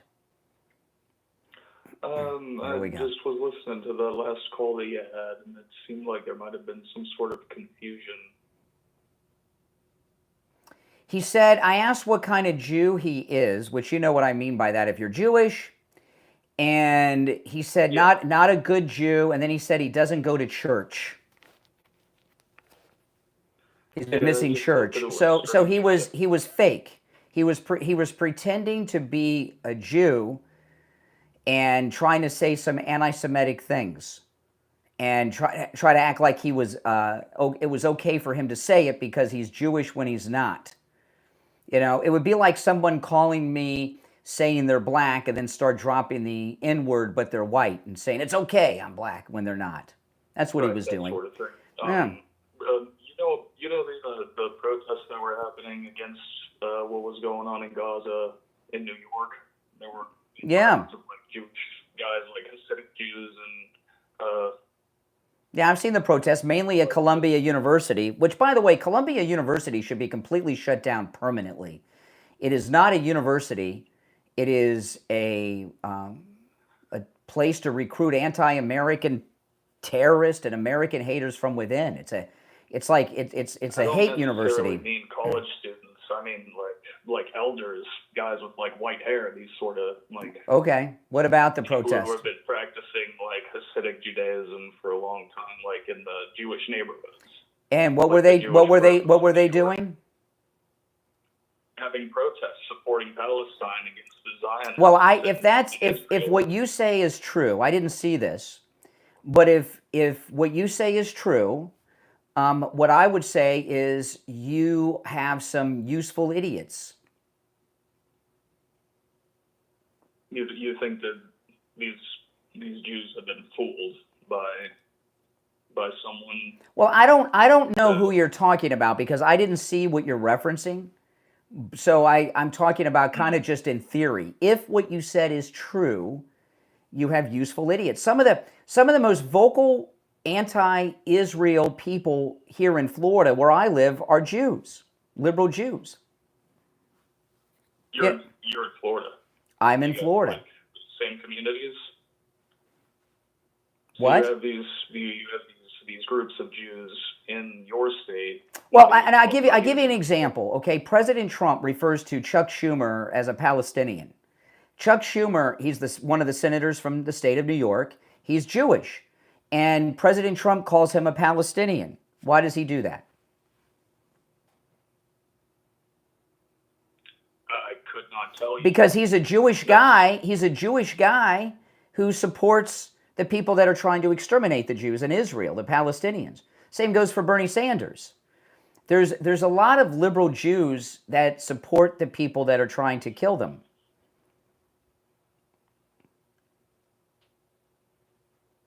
There are a lot of Jews in Israel that put on like they're liberal and then Well, I don't know. I don't know. But you know, you're always going to have useful idiots. Are you aware of like the recruitment videos that try to like move people from America with Jewish ancestry to Israel, the Zionist movement? Oh, we got another one on the line here. See, this is what I mean about the rise of anti-Semitism in this country. You know, this guy that you on the phone, it seems that you spend a lot of your time trying to find negative things about Israel. Why does Israel exist today? Do you know why? I suppose you're going to tell me. No, you're opposed to Israel, but you must know why it's there. You seem very well informed on everything anti-Israel. Why does Israel exist today? Israel exists because the Ashkenazi Jews wouldn't be accepted anywhere else. The British didn't want them after World War II, and neither did the Americans. No, the Americans took their fair share, but the reason it exists is the reason that it exists is because anti-Semites like you and that previous caller were trying to exterminate Jews. I'm 2% Jewish. I don't practice. I don't care what you are. You're what? I'm 2% Iraqi. 2%. So would you get some 21 one of those DNA tests? So what? I don't care what you are. You're 100% stupid. I mean, you care if I'm an anti-Semite. You're trying to call me an anti-Semite. You claim to be 2% Jewish? I mean, come on. What are you? It's like talking to Elizabeth Warren. You're 2% Jewish. So because you claim to have some DNA test that shows you're 2% Jewish, you think it's okay for you to assist in the Holocaust that's going on here? I mean, come on. But no, I'm not. And you notice this is the second day in a row anti-Semite has asked me if I'm a Jew. This is crazy. No, I'm not. I'm Christian. I'm Catholic. But the reason that Israel exists is because anti-Semites like you and the previous caller and others try to exterminate Jews from the gene pool of humanity. That's why Israel exists. So they could have their own community. God gave the land of Israel to the Jews. The reason Israel exists today is because before the world when the Nazis first took over, okay, and started oppression against Jews, even in countries they were taking over, many Jews tried to escape Europe so they didn't get killed. And the countries of the world, including the United States, would not take them in. So after the war, when the world saw the horror of the Holocaust, Israel was established as a country so that Jews would have a safe place to go if a Holocaust ever happened again. Would you believe me if I told you that there was... I wouldn't believe anything you said, okay? All right, if you're on hold, stand by. I've got a full board of calls. Even the line where I let that guy go is now full. We'll go back to the phones after the break, all right? Our number is 1-888-465-2631. And I'll tell you, when I talk about this rise of anti-Semitism, I've had a caller today, it just happened, and a caller yesterday asked me if I'm a Jew. I've never been asked that before by a caller, ever. And now it's becoming like a regular thing with callers. Are you a Jew? What the heck? It's like 1933 Munich here. We'll be right back. If you're a Medicare recipient or about to turn 65, listen up. I want to talk to you about Medicare. Medicare, that's done on purpose, right? You go online, what do you find? More confusion. You know, a lot of people, they try to go it alone, or they deal with someone who doesn't really know what they're talking about. What happens? It ends up costing them thousands of dollars sometimes each year. And also, they find out maybe the doctors or the medications, they might not be covered either. That's where Chapter comes in. You know, Chapter is the only national Medicare advisor that compares all of the over 24,000 plans out there for you. They'll find the one that's right for you and your budget. And no matter where you are in the United States, Chapter can help. You're going to get answers, you're going to get them fast, and you're going to get them for free. So whether you're on Medicare right now or turning 65 soon, give Chapter a call. 805-754-3033. 805-754-3033. The number's also in the description of the episode. You're going to talk to a real person. They're going to walk you through everything step by step. No gimmicks, just real help. Because the right plan can save you thousands. Again, the number 805-754-3033. 805-754-3033. Get your Medicare questions answered free. 805-754-3033. Your help and your wallet will thank you. Are you not sleeping at night? Well, come on. Because you're not sleeping on a MyPillow, and with this incredible new special that Mike Lindell is offering, you got to keep your MyPillow. Not only should you get a MyPillow for yourself, if you already have one, get them for all of the beds in your house. Get them for your friends. Get them for your families. This is an incredibly low price. Right now, without promo code Kane at checkout, K-A-N-E, you can get a MyPillow for just $17.98. The first one I have, I got 10 years ago. I still sleep on it. I paid $65 for it. Now I can get the same pillow with that patented fill for just $17.98.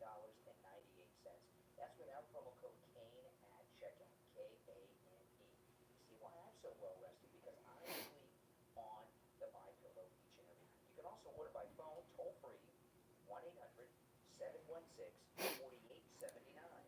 1-800-716-4879. Promo code Kane, K-A-N-E. Call or go to the website right now. Use our promo code and stock up. This is a very good deal. It won't last, so take advantage of it. $17.98 for MyPillow with our promo code Kane. What a deal. Order yours right now. Oh boy, we'll be back shortly, guys. I mean, these are really disturbing, dark calls. I mean, they are really disturbing. I have never had someone ask me if I was a Jew before. It's happened 2 days in a row. I mean, that's scary.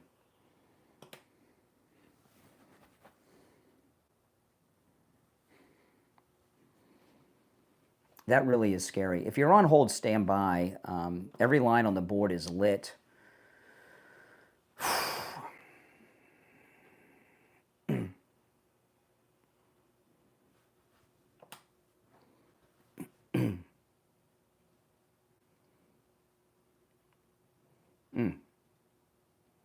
Completely insane.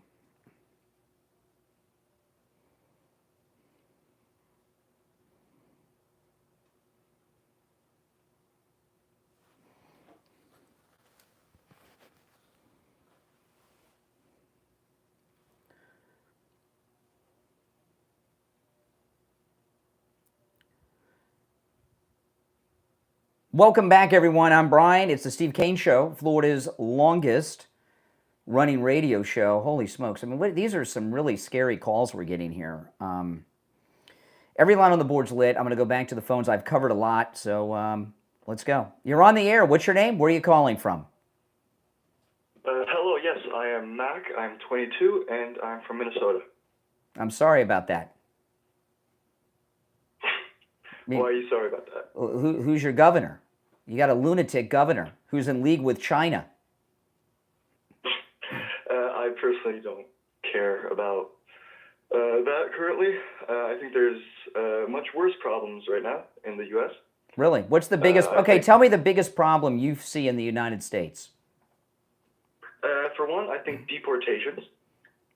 I believe that it's absolutely unjust what's happening right now. Deportations. Okay. Let me ask you. Okay, you're 22 years old. Are you? Yeah. Do you live on your own? You have your own apartment, or you live with mommy and daddy still?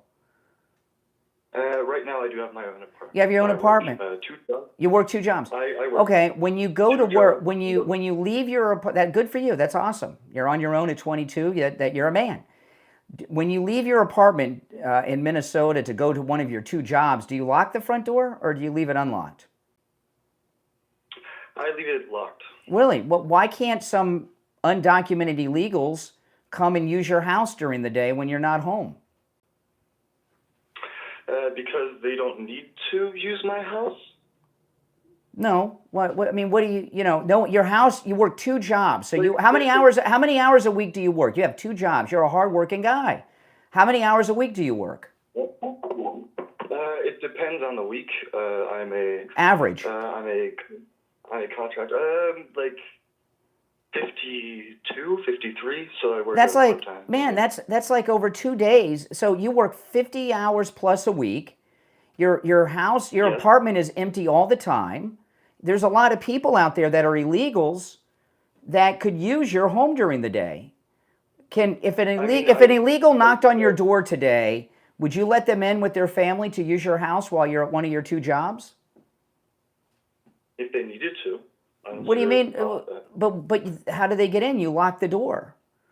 Why don't you put a sign? Why don't you run an ad online? Run an ad online somewhere, and say if you're an illegal immigrant and you need housing, come stay in my house when I'm at work all day.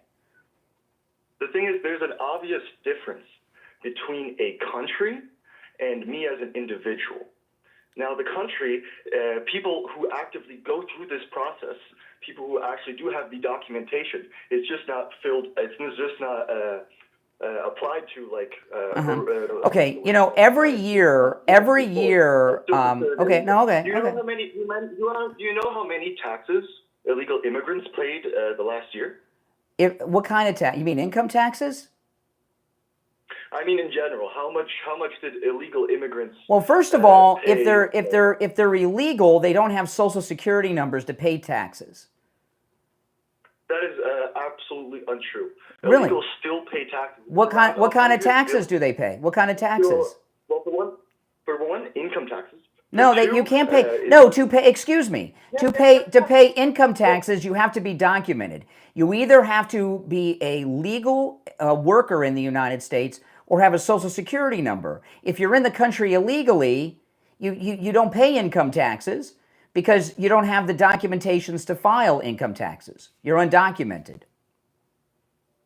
That is untrue. How does someone without any documentation pay taxes to the federal government? So it's through the individual taxpayer. I don't remember. What your talking points that you have you have incomplete talking points. If they're purchasing things, they're paying sales tax, right? If they're registering a car illegally, the tag fee is a tax. When they buy gasoline, they're paying gasoline tax. But if they're not paying income tax. The reason that you lock your door is hold on a second. The reason you lock your door is because with all your high and mighty liberal do-gooderness, you really don't want to share. I'm not a liberal. I know. You're probably more conservative than me, you'll tell me. But No, I'm a leftist. have you ever left the country? I have. Where have you gone? I have been to Germany. I have been to Norway. I've been to Italy. I've been to. As a tourist? Yes. Okay. Did you have a U.S. passport? Yes. I did live in Germany. You lived in Germany. Okay. Time. So why did you have a U.S. passport when you went to all these countries? Because for one, I was born in the U.S. Yeah. And I had. Yeah. Yeah. I have Okay. a passport. So what would have happened if you landed in Norway and you didn't have a passport? Would you even been? What would have happened? let me in. But the Correct. issue with So hold on. No. Excuse me. No. Slow down for a second here. Respect your elders. You're 22. I'm older than you. Exactly. You were a guest in their country as a tourist, and they wouldn't let you in without a passport. So why do you want to let people in from all over the world without any documents to suck off of our country with their free housing and their free food and their free education and everything? Because for one, they don't always have the ability to gain a passport. Sure they do. You can get. They give out passports in El Salvador. Mexicans have Mexican passports. You can get. Venezuela gives out passports. Everybody has. The thing is, not everybody has the ability to get a passport. Sure you do. Why not? Why not? That's not true. You don't. Why would from lower income families don't always have that ability? That's just why can't you? So you're telling me that Mexicans can't get Mexican passports in Mexico? When people flee a country that was destabilized by the U.S., I don't believe. What country was destabilized by the U.S. that they're fleeing from? Cuba. Hello? Cuba. Cuba was not destabilized by the United States. The Cuban Revolution led by Fidel Castro destabilized Cuba. That's completely untrue.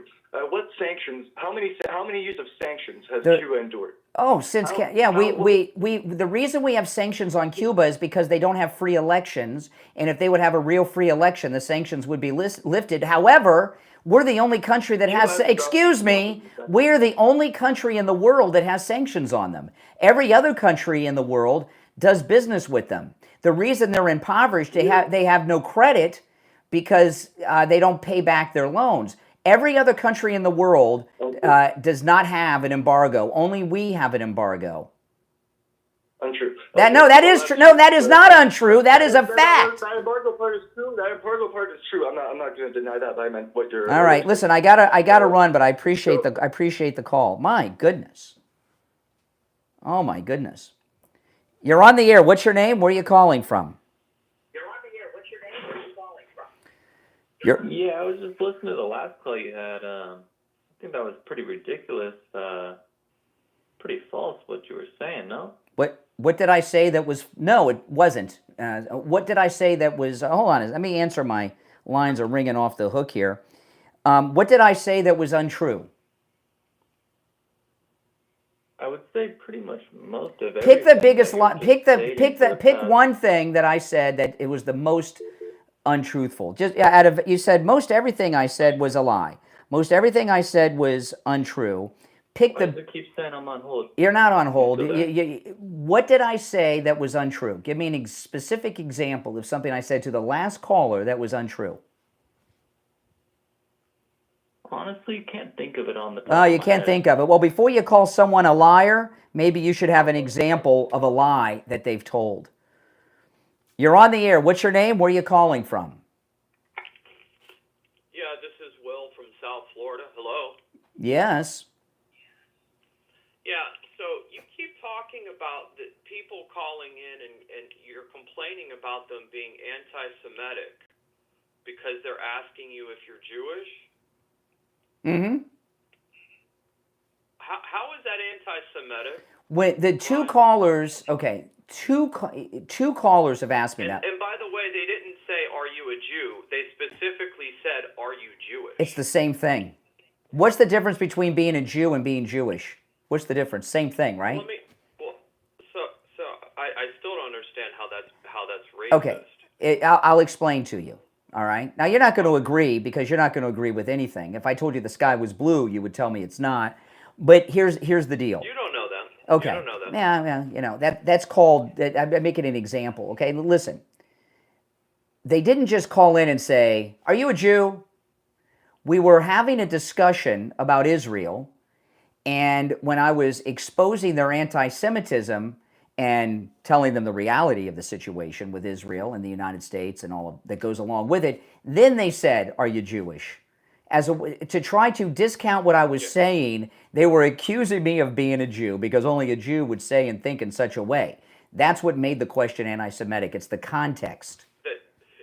The context. Correct. Well, context means something. What has Israel done for America? They've been an ally of ours. Can you answer that? Yeah, they've been an ally of ours in the Middle East, a democracy that's been there since 1948 that's given some stability to the area. And they've helped us quite a bit as an example, most recently. With, how is that benefiting? Well, hold on. America? I'm giving you a very recent example. The taking out of the Iranian nuclear reactor was done in large part with the help of Israeli intelligence giving us detailed information on the facilities. That has no effect on America. Sure it does. We've been in a state of war with Iran since 1979, and we don't want them to have a nuclear weapon. No, we haven't. Yes, we have. Told you that, Brian. I've lived through it. I've lived through it.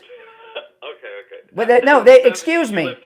I was I was born in 1971. Yes, I lived in the 70s. Why And I remember the is it so 70s. difficult Yes. for you, Brian, to admit that you actually are Jewish? Why won't you admit that? Because I'm not.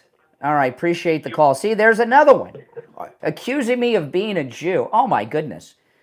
I mean, what is going on here? I've got 3 callers now accusing me of being a Jew. It's uncomfortable. Now, I want to talk about the free doorbell camera offer from Sloman's, which is, of course, I have. You should have it. And you can get a doorbell camera for free from Sloman's with the installation of your Sloman's Shield. It's a great addition to your home security. It's part of my home security. It's part of the radio station's security. And you can get one for free with the installation of your Sloman Shield. So you should do this. It also makes a great gift for your mom, your dad, grandma, grandpa, or your adult kids that are living on their own. Sloman's is also going to give you a free customized home security system and professional installation when you use their low-cost central station monitoring. You get an LED touchscreen, a motion detector, 10 contacts, a lifetime warranty, and a backup battery. Plus, you'll receive a free doorbell camera with the installation of your Sloman Shield. Give them a call, toll-free, 833-283-5050. 833-283-5050. That's 833-283-5050. We'll be right back.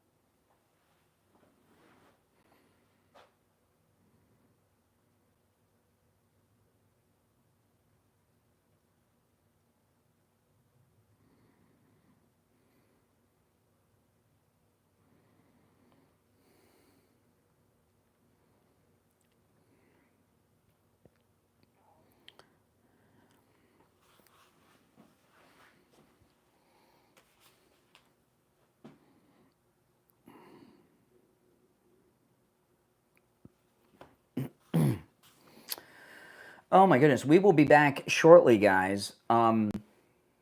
If you're on hold, stand by. If you'd like to call in, there's one opening. Oh, no. Yeah, there's one opening. I added new lines and some more new lines, and they're filling up.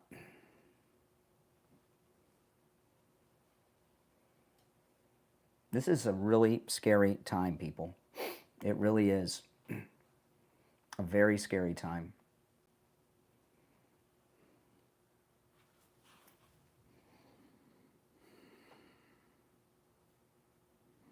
We'll be back in less than a minute, and I'll go back to the phones.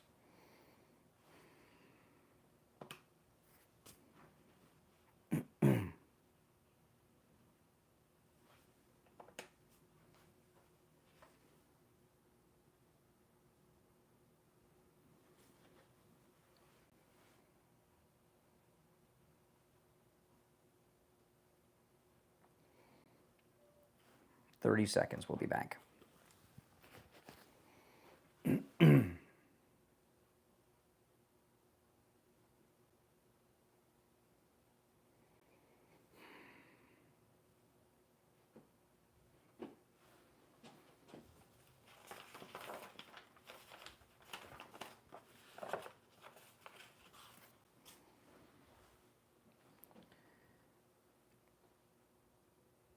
Welcome back, everyone. I'm Brian. It's the Steve Kane Show, Florida's longest running radio show. All right. I am going to go back to the phones. Let's go. You're on the air. What's your name? Where are you calling from? Hello? Yeah, you're on the air. What's your name? Where are you calling from? Jim Norwood. Okay, what's on your mind? I was wondering how you felt about Zohan. I talked about that quite a bit yesterday. You're talking about this lunatic that won the Democrat primary for mayor of New York. It's frightening. Man, you know what? Look, I really think, you know what? The Democrat Party is so bad. This is what I really think. They all need to be kicked out of office, and half of Republicans. Okay, all right. Oh, boy, yeah. You're on the air. What's your name? Where are you calling from? John Okeechobee. Hey, John. Things the Israelis have given us, as well as our neighbors, are things like being able to farm in the desert. They gave us drip irrigation, which saves money, saves water, saves energy. That's just one example. Mm-hmm. They've done quite a few things. Yeah. They've done a lot of things in combination with. Well, listen. What's these calls that have been coming in. Some people want. What's so? I can't believe them. People wonder what's so frightening about these calls. The rise of anti-Semitism in this country. I'm here to tell you that I believe it's becoming mainstream in America today. Anti-Semitism. That's frightening. It really is. It's unbelievable. And I've had two callers ask me if I'm a Jew, and a third one accused me of being a Jew, a secret Jew. The last guy was, you're a secret Jew. That is nuts. I mean, I just can't believe that this is happening in our great country, and it has to do with the media and our education system. But this is this is something we've got to call out. Yeah, exactly. It can become frightening. Mm-hmm. It already is, really. It is frightening. But I just can't believe, because you get a pretty wide variety of people calling in. I can't believe how many consistent callers have had these weirdo ideas. Yeah. Yeah. I've talked a lot about Candace Owens and these weird, bizarre, anti-Semitic positions she's been taking. And a lot of it may be because there's such an audience out there for it, and she wants to trend or something. I mean, that's an audience I don't want. I'm here to tell you. I think she's a foxy-looking girl, and good God, she comes up with weirdo ideas. Mm-hmm. And Tucker Carlson, I haven't heard what he said, anti-Semitic. I just heard enough to figure out easy. All right, hey John, I'm going to let you run, but it's good to hear from you. All right, John's an old-time listener to the program. He disappeared on us for a while, but he's back. You're on the air. What's your name? Where are you calling from? You're on the air. Once, twice. All right, you missed your chance. You're on the air. What's your name? Where are you calling from? PJ from Broward. Oh, hey, PJ. This is PJ, whose article is at Newsbusters today. No, I saw already. Yeah. Oh boy, PJ. Scary times. Hey, you know what? Somebody pointed out something interesting that for years the U.S. government was hounding Julian Assange for publishing leaked information, while at the same time this Natasha Bertrand, she just keeps getting promoted and promoted and promoted, even after it's shown that her news reports are fake news. Well, one of the things, we talk a lot about Columbia and everything. The Columbia School of Journalism is where most of these people come from that are the CNN types. And, what comes out of Columbia? Lunatics. Yeah. Well, she was she has a sort of interesting background. Like, she was educated in London, I think, some London School of Economics, which is sort of a... Well, okay. She's not very, this, okay. Well, I mean, Yeah, finish up, PJ. Finish your thought. Well, she's obviously deep into the deep state thing. Well, that's her whole thing. Jessica She's a conduit for deep state. Jessica Tarloff on the 5 went to the London School of Economics. I heard her mention once. And I imagine that's either a CIA school or a CIA recruitment school. Because anyone who's gone to the London School of Economics that I've known of, they seem like they're deep state to me. Yeah, she's just basically a conduit for the deep state. She's not a real reporter. I mean, you know, just I don't know. It's just absurd that she keeps getting. You know, she should have gone on an apology tour after.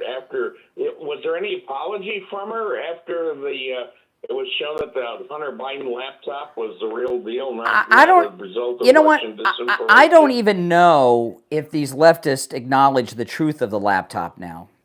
But this, you know, but PJ, what I've been talking about with this classified information, why is it okay for CNN to be in the possession of classified information from the Pentagon, but they arrested Donald Trump and broke into his home because he had it as a president? I don't understand. I mean, shouldn't Kash Patel be hauling these people from CNN off to jail like they did Trump and going there and taking their computers and devices? I mean, you know, if they're arresting former presidents for possessing classified docs, why can CNN reporters do it and broadcast it all over the place? I don't get it. Yeah, and by the way, that was a fraud too, because you know, they showed file covers that were actually printed up by the FBI.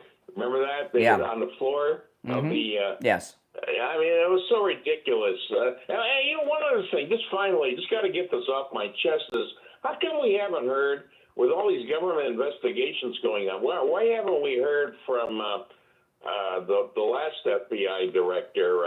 Chris Wray? Chris Wray. Yeah, Chris Wray. Where's he? I don't know. Hanging out with Comey, probably on the beach. Well, no. I mean, Chris Wray's got a lot of to answer for. So I don't know. You know, what was he doing this whole time with the the FBI breaking Mara Lago? Well, listen, I got to run, PJ. But you made some good points. I appreciate the call. Now I want to tell you guys this special at Coastal Weight Loss Secret. Their July 4th special is in effect now and will end on July 7th. Take advantage of this. And Coastal Weight Loss Secret, they're offering 20% off for new patients. I'm going to give you the number in a minute. Coastal Weight Loss Secret works. I lost over 35 pounds. I went in and they said, how much you want? I said 25. And it was so easy. I lost about 1 pound a day, eating foods I would normally eat, not taking any prescription medications, and without exercise. So I just kept going. And now I'm at the weight I was when I got married 29 years ago.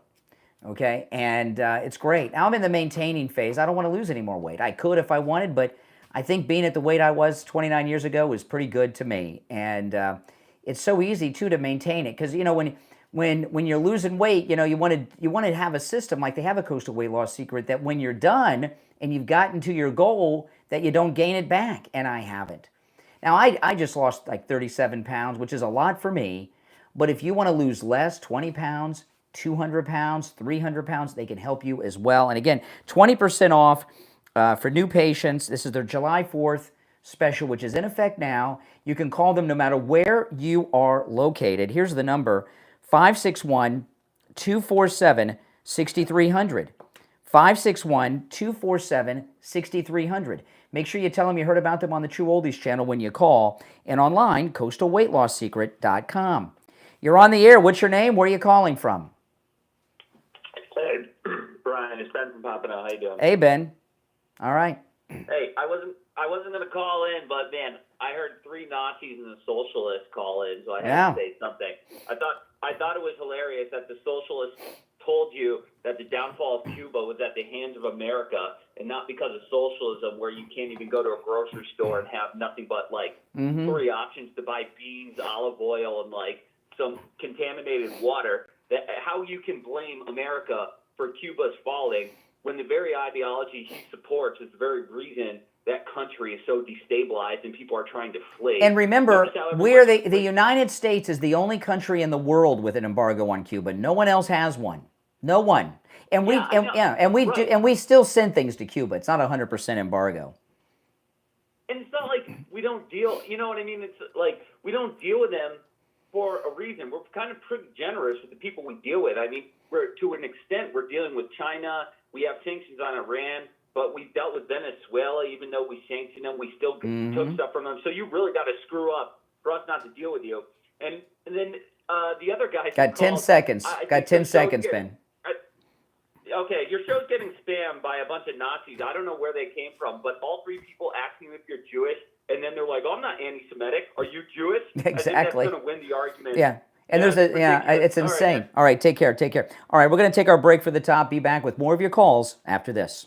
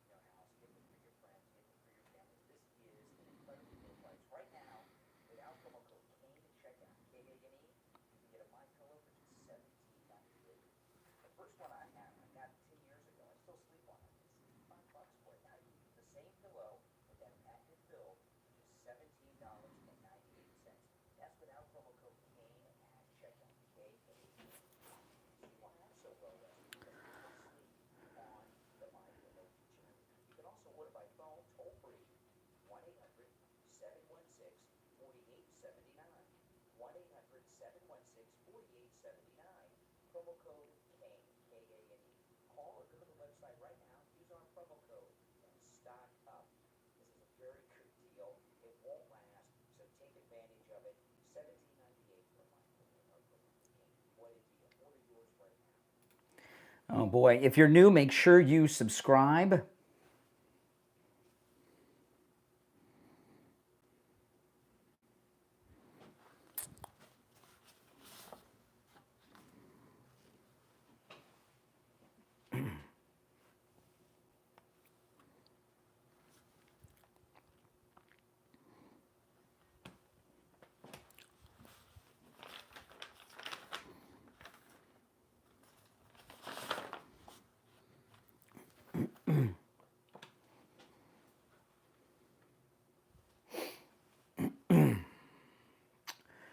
We'll be back shortly. I'll go back to the phones. Make sure you follow and subscribe, and I would appreciate that if you do.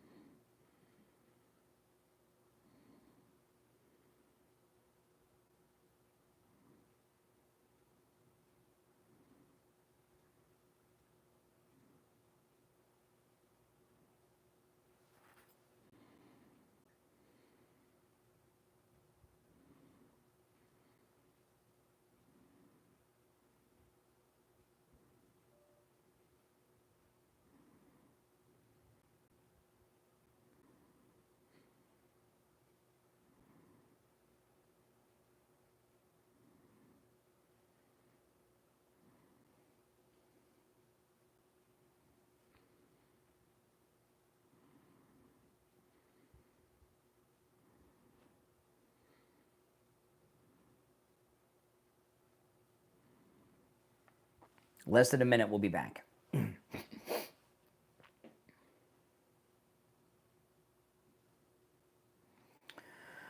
This is our top of the hour break for the radio station.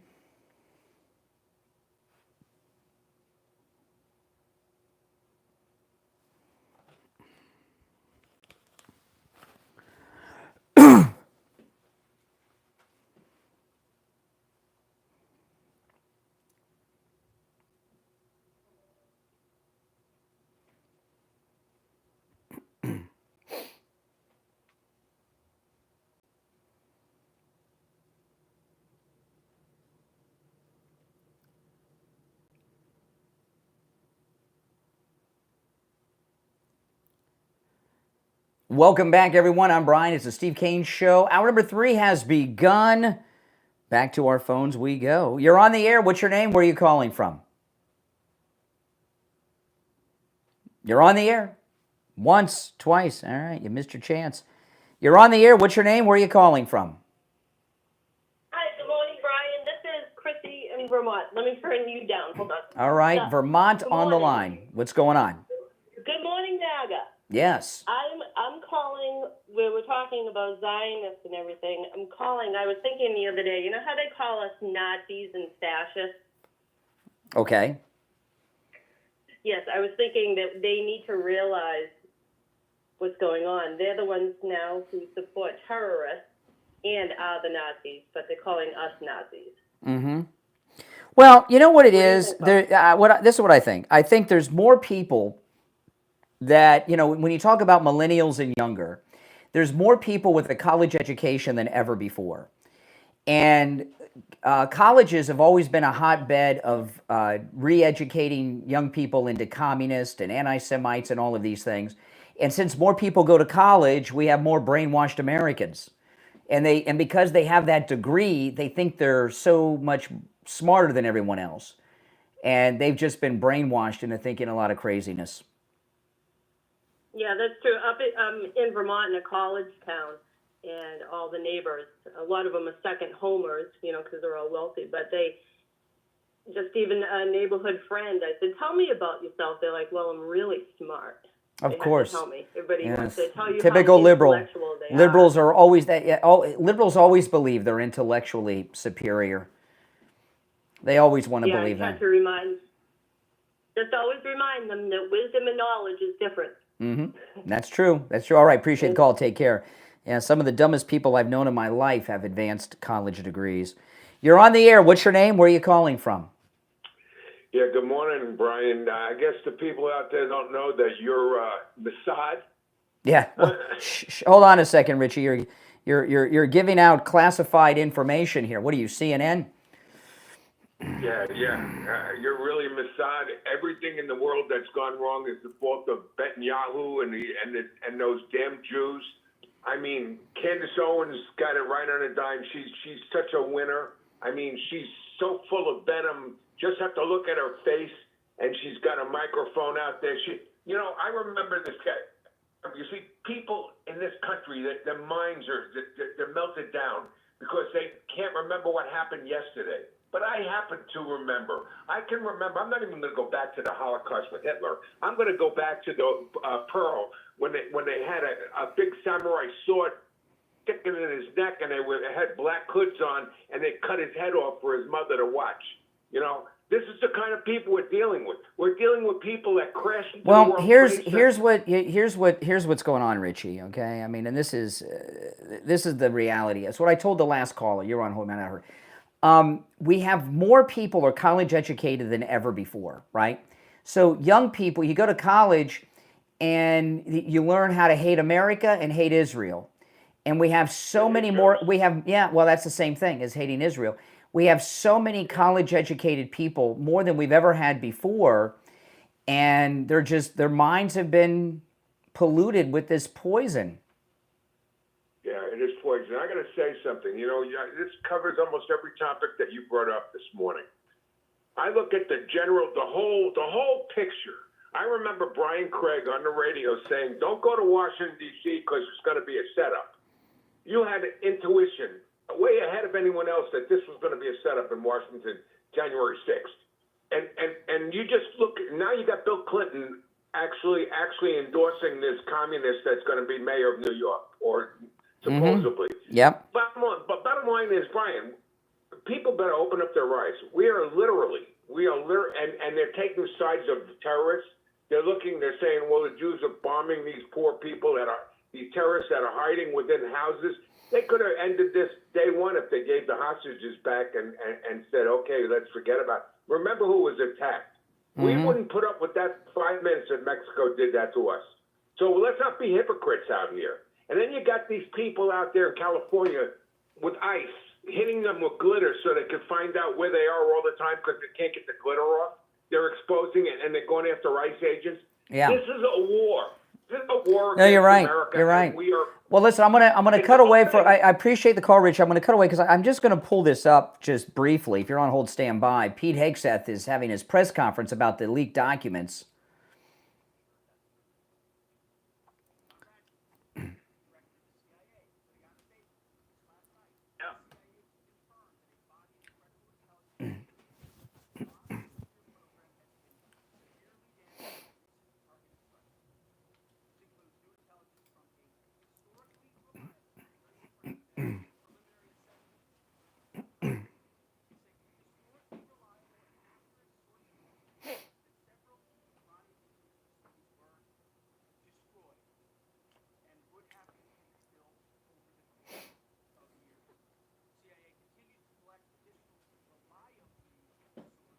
Mm.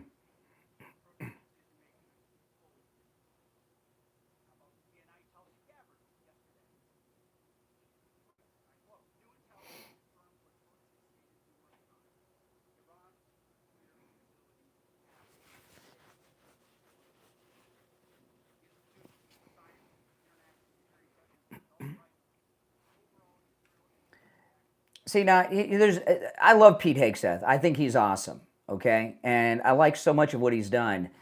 But, I mean, this is just my thought with Pete here, who's very good, and he knows what he's doing. But we all know that the reactor was taken out.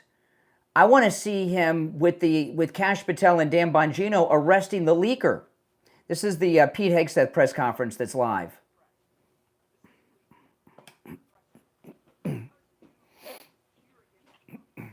Mm-hmm.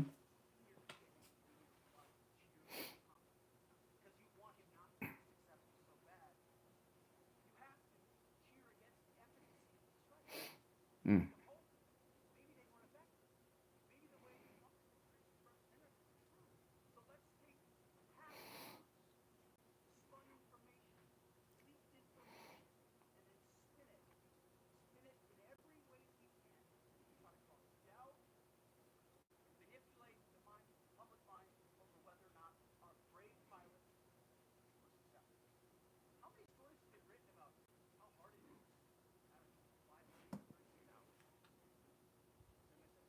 Mm.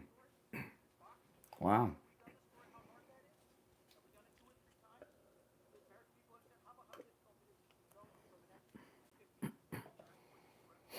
Mm-hmm.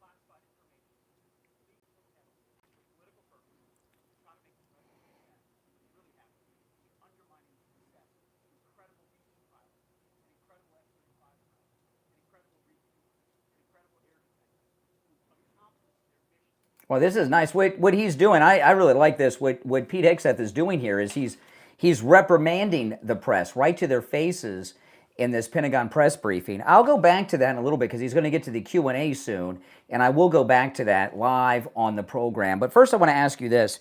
Do you or someone you know suffer from neuropathy? Holy smokes, if you do, you know it's living torture. You are suffering each and every moment of your life if you have neuropathy. The symptoms are god-awful. Numbness, pain, burning, tingling in the hands and feet, dizziness, loss of balance, falling down all the time, the feeling of pins and needles in the hands and feet, no feeling at all. Well, we got a solution for you. It's called Lighthouse Medical. They're in Pompano. Lighthouse Medical has a treatment for neuropathy.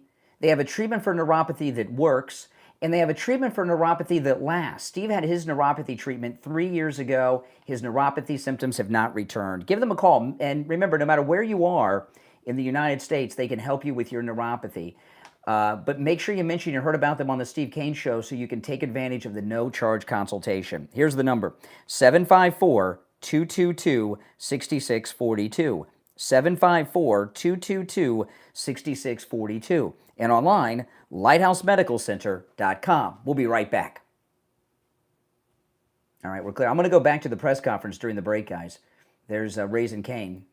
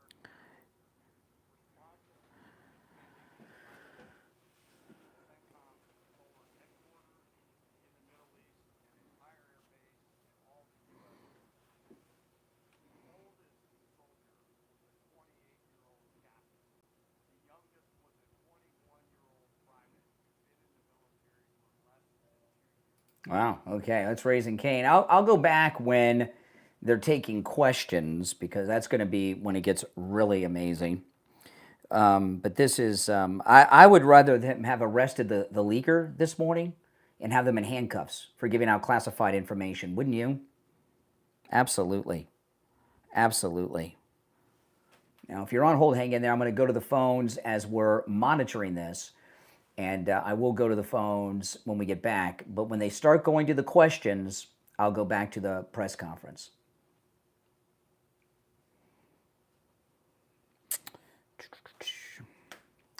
We'll be back in just a couple minutes.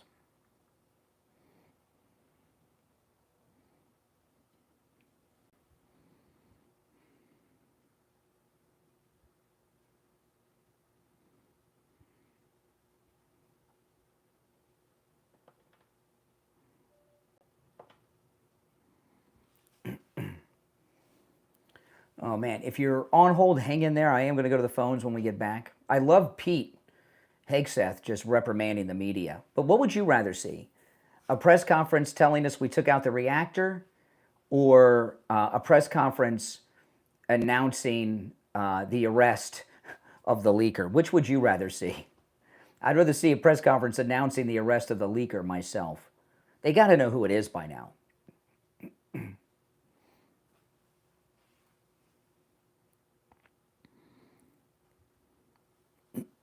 Back in about a minute. Welcome, everyone. If you're new, make sure that you subscribe.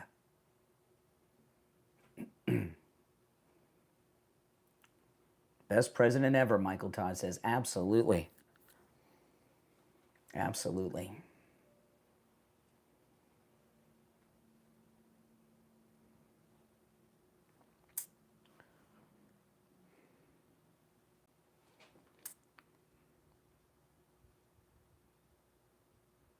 All right, stand by 30 seconds.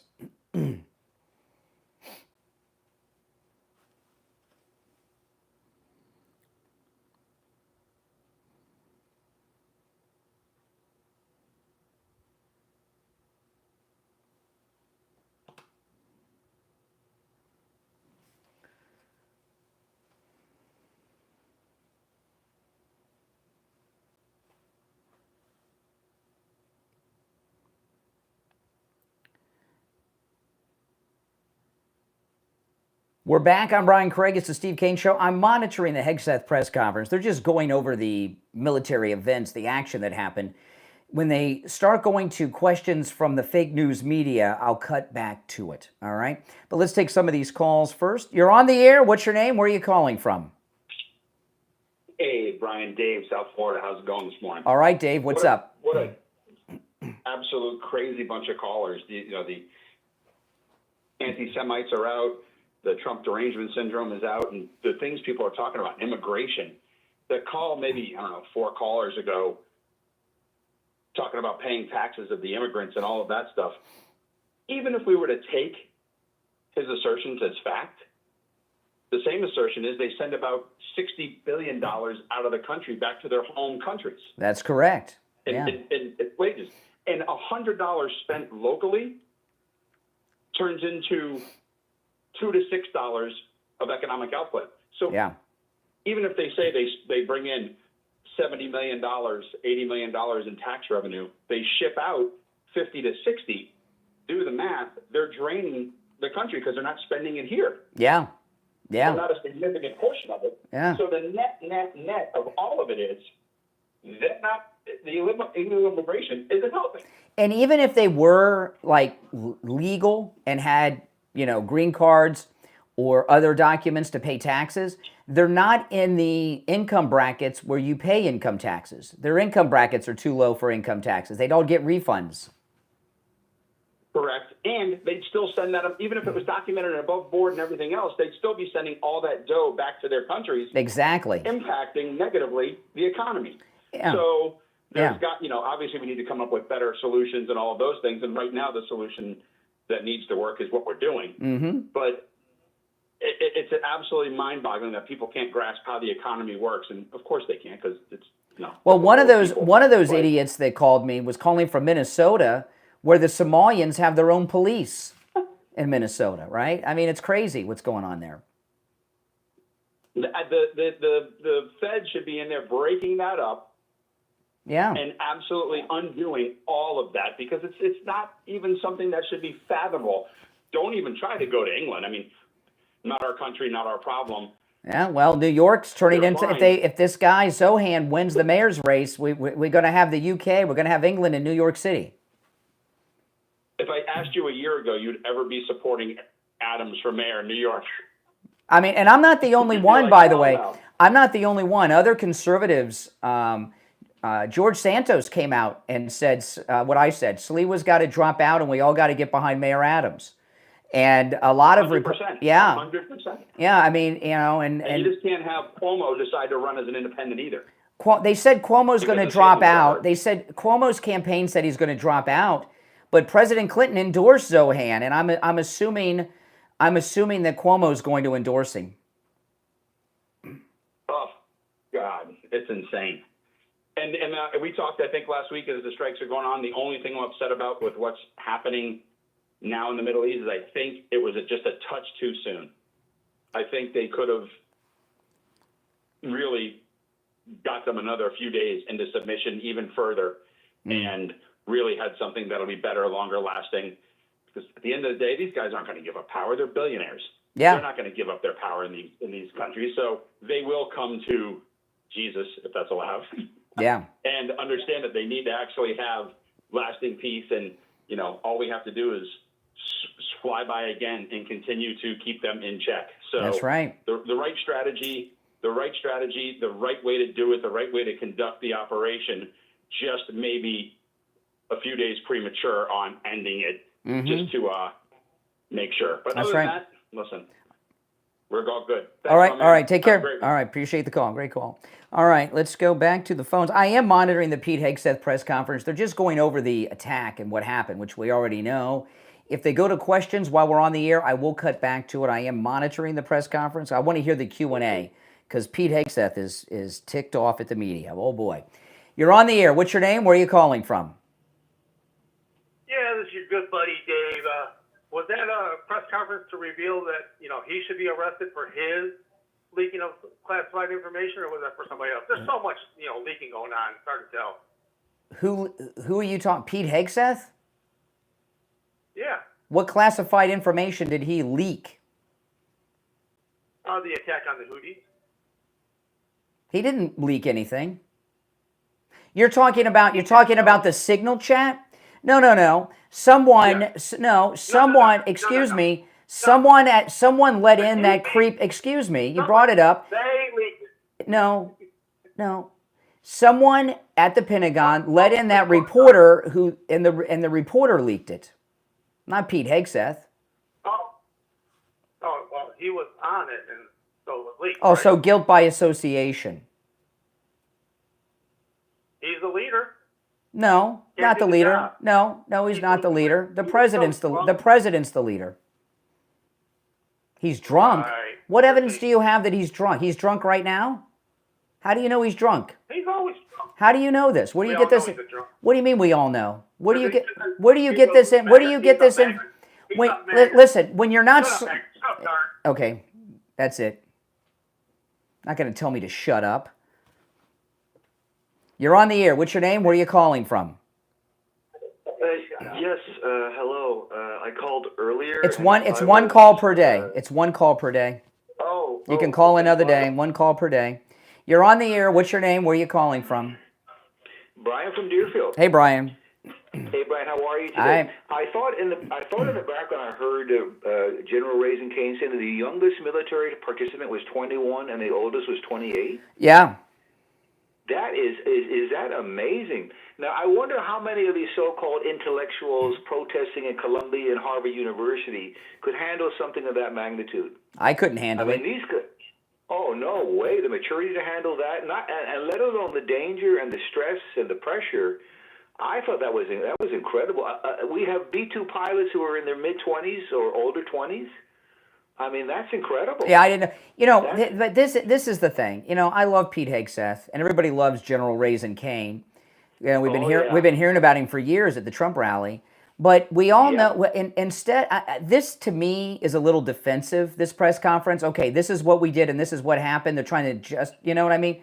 I want to see a press conference with Pete Hegseth and Kash Patel and Dan Bongino and Pam Bondi. We have just arrested the leaker. Yeah. Okay. This is we defensive. Need a high-profile takedown. We really do. Yeah. Yeah. This is defensive. This is you know what I mean? I'm not crazy about the press conference. Well, it'd be back to Kash Patel and was there with Bondi and that. We do need a high-profile takedown to really get the thing, get a re-energized. Whenever you're trying to defend yourself to these people, they're winning. You don't hear me trying to defend myself to these lunatic accusations I get on the line from callers. No. You know, and you're not going to change their mind anyway. You know. That's right. I mean, this is. I just think that the whoever leaked this very well may have committed espionage by giving it to CNN. Yeah. Absolutely, we think so. I think you could bring charges on him with that. I mean, you know, this is important stuff that's being talked about. I had one more comment about this guy running for the mayor of New York. This is so pathetic. I was looking at his plank that he's running on. Government grocery stores, defund the NYPD. This guy is a total radical loon job. I mean, he should be running for mayor of Havana or something like that. If this guy is successful in getting this nomination, becoming mayor, we are in big trouble. We got to somehow. Well, and I got to tell you, you know, all the problems we're having from Colombia. And when I found out yesterday, his father's a professor there, a socio-colonial specialist or something.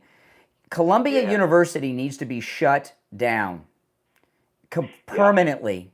It is not a real university. It is not a school of higher learning. It is a radical, pro-terrorist, anti-American education center. And it would be like if the KKK opened up a university. You don't think it'd get shut down? It's the same thing. It's just the same thing. Absolutely. It's a sad day, but we don't have a lot. We got to have momentum to fight against this nomination of this guy, because if this guy gets in, it's the beginning of the end. Here's the problem, okay? This guy becoming mayor of New York City is a major domino to fall, because the next thing that'll happen is we're going to have more Muslim city council members, and then some town on Long Island is going to have a Muslim mayor, you know, and this is what's going to happen. And what we've got to do is get beyond. First off, Curtis Sliwa, we're going to find out real quick if he really cares about New York, or is he just a publicity stunt narcissist. He needs to drop out. We need the Republicans and the Democrats on the national level come together, united in a bipartisan way, and get behind Mayor Adams. That's it. You know, we got to do this. I'm not a big fan of Mayor Adams, but in this case, we've got to support him. He's the best guy we have in the race. We've got to organize support for him and expose this guy who's just this Zohan. It's all image that he's putting out. This guy is bad news. The problem is he's good at putting out the image, though. He's really good on television. He's very good on television, and he's got all these Hollywood people with him. You know, I saw Mayor Adams on television twice yesterday. He looks like he's asleep. Yeah. And I don't know what that's about. Is he normally that way? Is he low energy or what? Or is he depressed? I think he's low energy, but he better be high energy, because this is the biggest election since getting Trump in the White House. What's going on? If this guy, this is not an exaggeration. If this guy becomes mayor in New York City, this could very well be the biggest cultural sociological shift in America in our lifetime. Yeah. You know, and if they keep talking about sleeper cells. I'm not worried about the sleeper cells. They'll take care of that. Right. What the enemies of America are doing is getting elected to Congress, becoming mayors and police chiefs and city councilmen and stuff like that, and judges. You know, you understand what I mean? They're taking this over from within. They're doing it from within.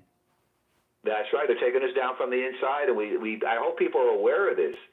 But this is a major election. All right, I gotta run, but I appreciate the call. Callers on hold. You stand by.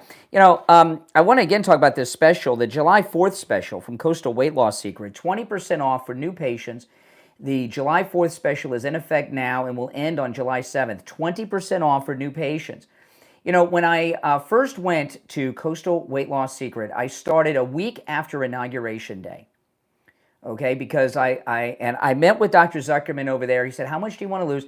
I said, "Listen, we got our annual listener cruise is coming up, our MAGA cruise, and I've gained some weight since the last cruise. I'd like to lose 25 pounds before the cruise, which was a month away." He said, "No problem." I said, "What?" I said, "I don't know about that." And, you know, he said, "It's not going to be a problem. You're going to lose the weight, Brian." And, you know, I lost more than that before the cruise. It was awesome. It was really awesome. It's amazing. It works. And I lost more than that. And I've kept the weight off. I haven't gained back an ounce.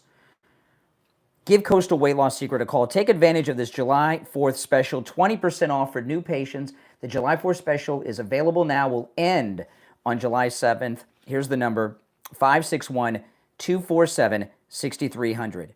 561-247-6300. Make sure you tell them when you call you heard about them on the True Oldies channel. And online, coastalweightloss.secret.com. We'll be right back.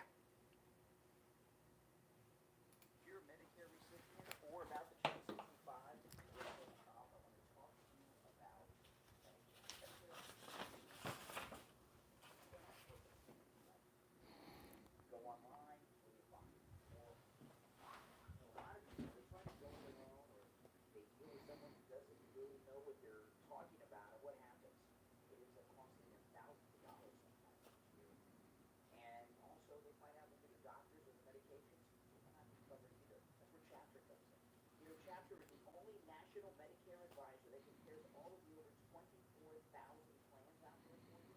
They'll find the one that's right for you and your budget. And no matter where you are in the United States, Chapter can help. You can get answers fast or free. So whether you're on Medicare right now or turning 65 soon, give Chapter a call. 805-754-3333. 805-754-3333. The number's also in the description of the episode. You're going to talk to a real person. They're going to walk you through everything step by step. No gimmicks, just real help. Because the right plan save thousands. Again, the number 805-754-3033. 805-754-3033. Get your Medicare questions answered free. 805-754-3033. Your health and your wallet. Are you not sleeping at night? Well, probably because you're not sleeping on a MyPillow. And with this incredible new special that Mike Lindell is offering, you got to get your MyPillow. In fact, not only should you get a MyPillow for yourself, if you already have one, get them for all of the beds in your house. Get them for your friends. Get them for your family. This is an incredibly low price. Right now, without promo code KANE at checkout, KANE, you get a MyPillow for just $17.98. The first one I have, I got 10 years ago. I still sleep on it. It's $65 for it. Now you can do the same pillow with that massive pillow for $17.98. That's without promo code KANE at checkout, KANE. See why I'm so well rested? Because I sleep on the MyPillow each and every. You can also order by phone, toll free, 1-800-716-4879. 1-800-716-4879. Promo code KANE, KANE. Call or go to the website right now. Use our promo code and stock up. This is a very good deal. It won't last, so take advantage of it. $17.98. What a deal. Order yours right now. All right, let's go back. They're starting to take some questions.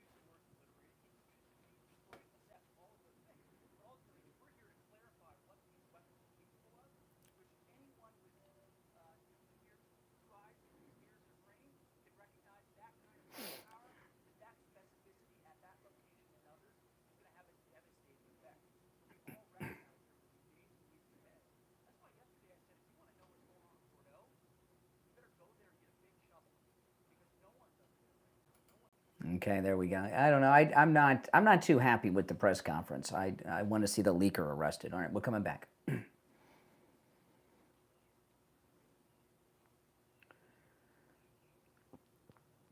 36 minutes after the hour, I'm Brian Craig. It's the Steve Kane Show, Florida's longest-running radio show. We are back, and let's go back to the phones.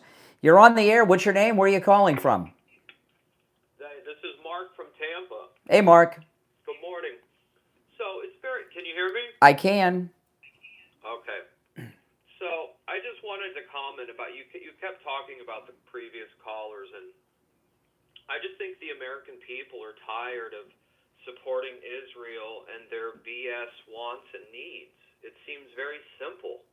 And Brian Craig, it's like, is there a specific reason you're hiding behind you being Jewish?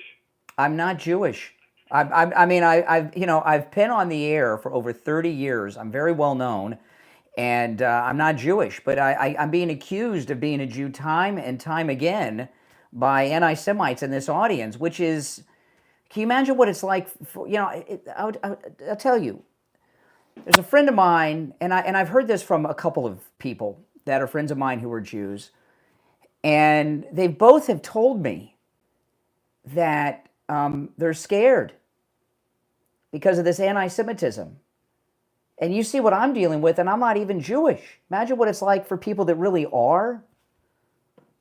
You're on the air. What's your name? Where are you calling from? Pusher. I'm from Arkansas. Good morning. All right, Ron in Arkansas. I said Ron. Okay. Ron Pusher. Okay, all right, whatever. You're on the air. What's your name? Where are you calling from? Good morning, Brother Brian. Wow, there's so much on the plate. You should have your check already from these college students. I think they were pretty successful in what they've done to the kids' minds. But what they don't understand is they're going to get bamboozled in the end because Islam means to submit. Don't forget about how they attacked the White House and hurt a lot of our people at the White House years ago. So now you have this guy, Zohan, in position. Sounds like something out of a Barack movie, Zohan. And now he has control over people here that are at his bidding. What I'm saying is that we are in danger. The college kids now is like the brown shirts or like George Soros, the Jew. No, it's true. It's exactly like that, and it's growing, and it's got to be called out. Hey, listen, I appreciate the call, IB. Good call. All right, let's see here. I'm losing track of who called when, but we'll try. You're on the air. You're on the air. What's your name? Where are you calling from? Hey, can you hear me? I can. I'm calling from New York City. Oh my goodness. I just had a quick question. You were talking about Israel earlier. I want to preface this with, originally I'm from South Florida. My grandfather is a Holocaust survivor, and I've lived in Israel, right? Mm-hmm. So I love the country. I love everything about it, except for the fact that, like, I just don't understand since October 7th, like, all these starving children and the intentionality of the starving children. I don't understand where the humanity is. This is right? Okay, And slow down for a second. Slow down. And before we talk about Israel and Gaza, what are your thoughts on this guy that won the Democrat primary in New York? Okay, so my thoughts are, first of all, it really hurt and felt really irresponsible for him calling for a global intifada. Did you vote? Did you vote? And Did you vote? I'm not a resident of New York City yet. Are you? Well, are you concerned of this very bad person becoming the mayor of America's greatest city? Okay, so I'll tell you what. I'm not concerned because my thing is, I've lived in New York before. The biggest problem is affordability. That's his biggest concern. Oh my goodness. I think that he will make New York. Oh my gosh! And you're you know, this is really. Have you ever heard the question how the Holocaust happened? I mean, you know, we see it all the time with the left. I did tell you my grandfather's Holocaust survivor. Yes. Funny about the Holocaust. Well, but yeah, what no. I want to talk about is, like, where is the humanity of seeing all these children starving, right? And how You said if, Mexico did this, we would do the same Listen, thing to them. but here about Gaza. Okay, this is and we did the same thing to listen. the Middle East. It didn't work out for us. This is what happens when you talk about these terrorists that attacked Israel. Okay, what these cowards. What would you do if you were a Palestinian? Do you know I they're wouldn't. all in cages, not even just in Gaza? I would not. All of the West Bank. Listen. I'm not. I'm not your. Excuse me. Where's the humanity? You're a single woman, aren't you? No. I'm shocked. Your poor husband. My goodness.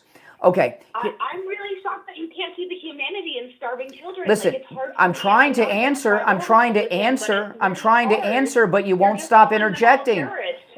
Excuse me. I am trying to respond. I'm a bad woman. No wonder I'm single, because I'm telling you they're starving children.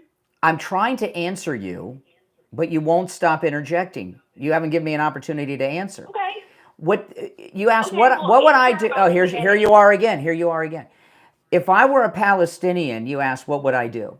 Well, I would not have gotten on ultralight aircraft, invaded Israel, and raped and murdered Israeli women, kidnapped sex slaves, and murdered others, and taken prisoners. I wouldn't have gone into the home. I would not have gone into the home of Israelis and raped and murdered the women and children there. Okay, I wouldn't have done any of that. What's your response? You asked what I would do. But you're aware that you're aware, first of all, that the IDF is doing the same things. Like, if you want to call Hamas a terrorist, that's fine. But the IDF kind of really like a terrorist. The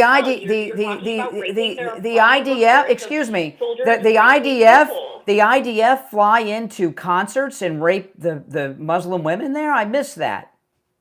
No, what they do, and this is on record, is they take Palestinian people, right, for throwing rocks or whatever little crime that they've throwing rocks at people with machine guns, right? They are raped. Those prisoners are raped. Yeah. Right. You should do. Listen, I gotta run for a break, but You still never answered about the humanity. And okay, I'll answer that.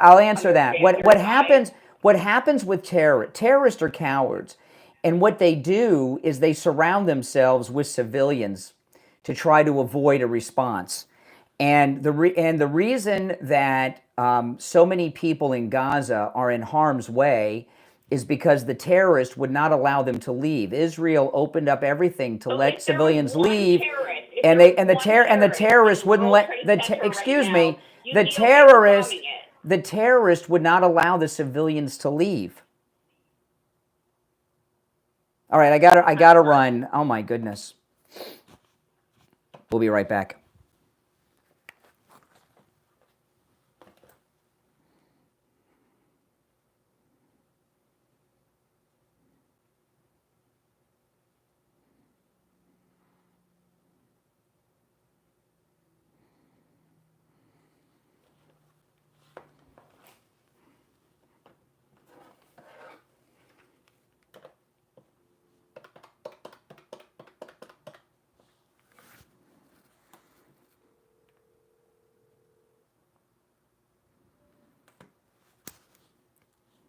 Hey, William, stand by.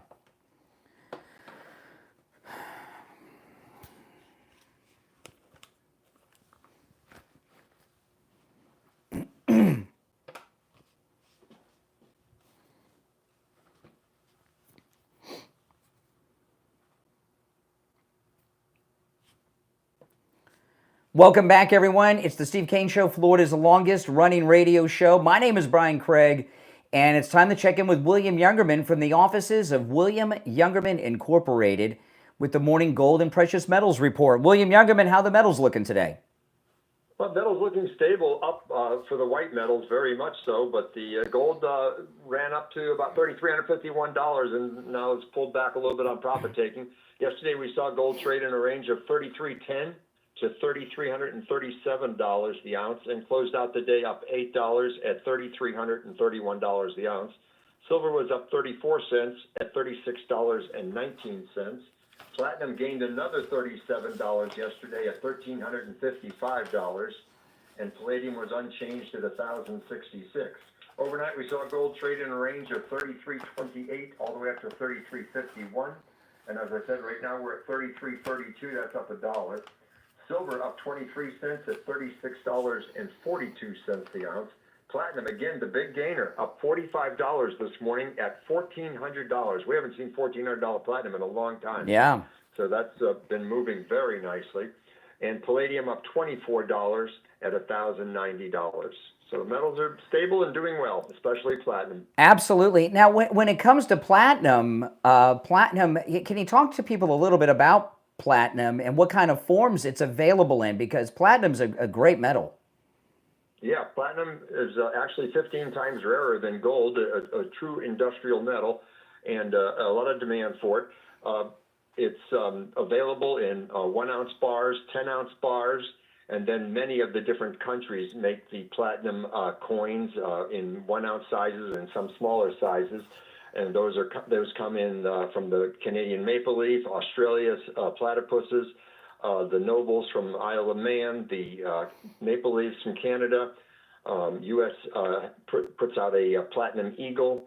So there's a lot of available products in the platinum family. And you have them all in stock for immediate delivery. All, yes. Yeah, okay, so listen, William Youngerman opens up at 10 a.m. If you want to stop in, please do. If you can stop in, you should, because William Youngerman's shop in Boca Raton is literally a museum. You'll be blown away when you walk in. Many of the things we talk about are on display there, and it's just really beautiful. The address is 150 East Palmetto Park Road in Boca, just east of US 1 Federal Highway on the south side of Palmetto. And when you walk into the Bank of America building, William Youngerman's is directly across from the bank in the lobby. You can give him a call toll-free, 1-800-327-5010, 1-800-327-5010, and find both his phone number and address on his website, williamyoungerman.com. All right, William Youngerman will finish out the week tomorrow. Okay, have a great day. All right, take care, take care. All right, callers on hold, stand by. The Pete Hegseth press conference has concluded, and I'll share some thoughts on that in a few minutes. You're on the air. What's your name? Where are you calling from? Well, you faggot. There we go. Second time is that the second or third time we had to use the dump today? Well, I'll tell you while we're waiting for the delay to re-engage, I'll tell you my thoughts on the press conference. And I mentioned this to a caller at the bottom. I love Pete Hegseth. I think he's the best Secretary of Defense of my lifetime, maybe ever. And everything he does is wonderful and great. However, I'm not happy with the press conference because I don't think it was necessary. We all know that the mission was successful, and it came off a little too defensive to have to go out and prove and counter CNN. You know, what's most important here is we have a leaker who has broken the law. They have given classified documents on an ongoing military mission against Iran to CNN. CNN took those classified documents and have broadcast them internationally over their air. President Trump had his home at Mara Lago broken into by the FBI with machine guns. They tossed his desk. They broke into his safe. They tossed Barron's room. They tossed Melania's closet and went through her underwear drawer and left it a mess because he had a classified document that he was legally entitled to have because he was a president of the United States. What I want to see is not trying to justify yourself to CNN. You never will do that. I want to see the press conference about the arrest of this leaker who may have committed espionage. And for that matter, I want to see Kash Patel and Dan Bongino at CNN demanding the computers and electronic devices with these classified documents on them and take them like they took items from Trump's home.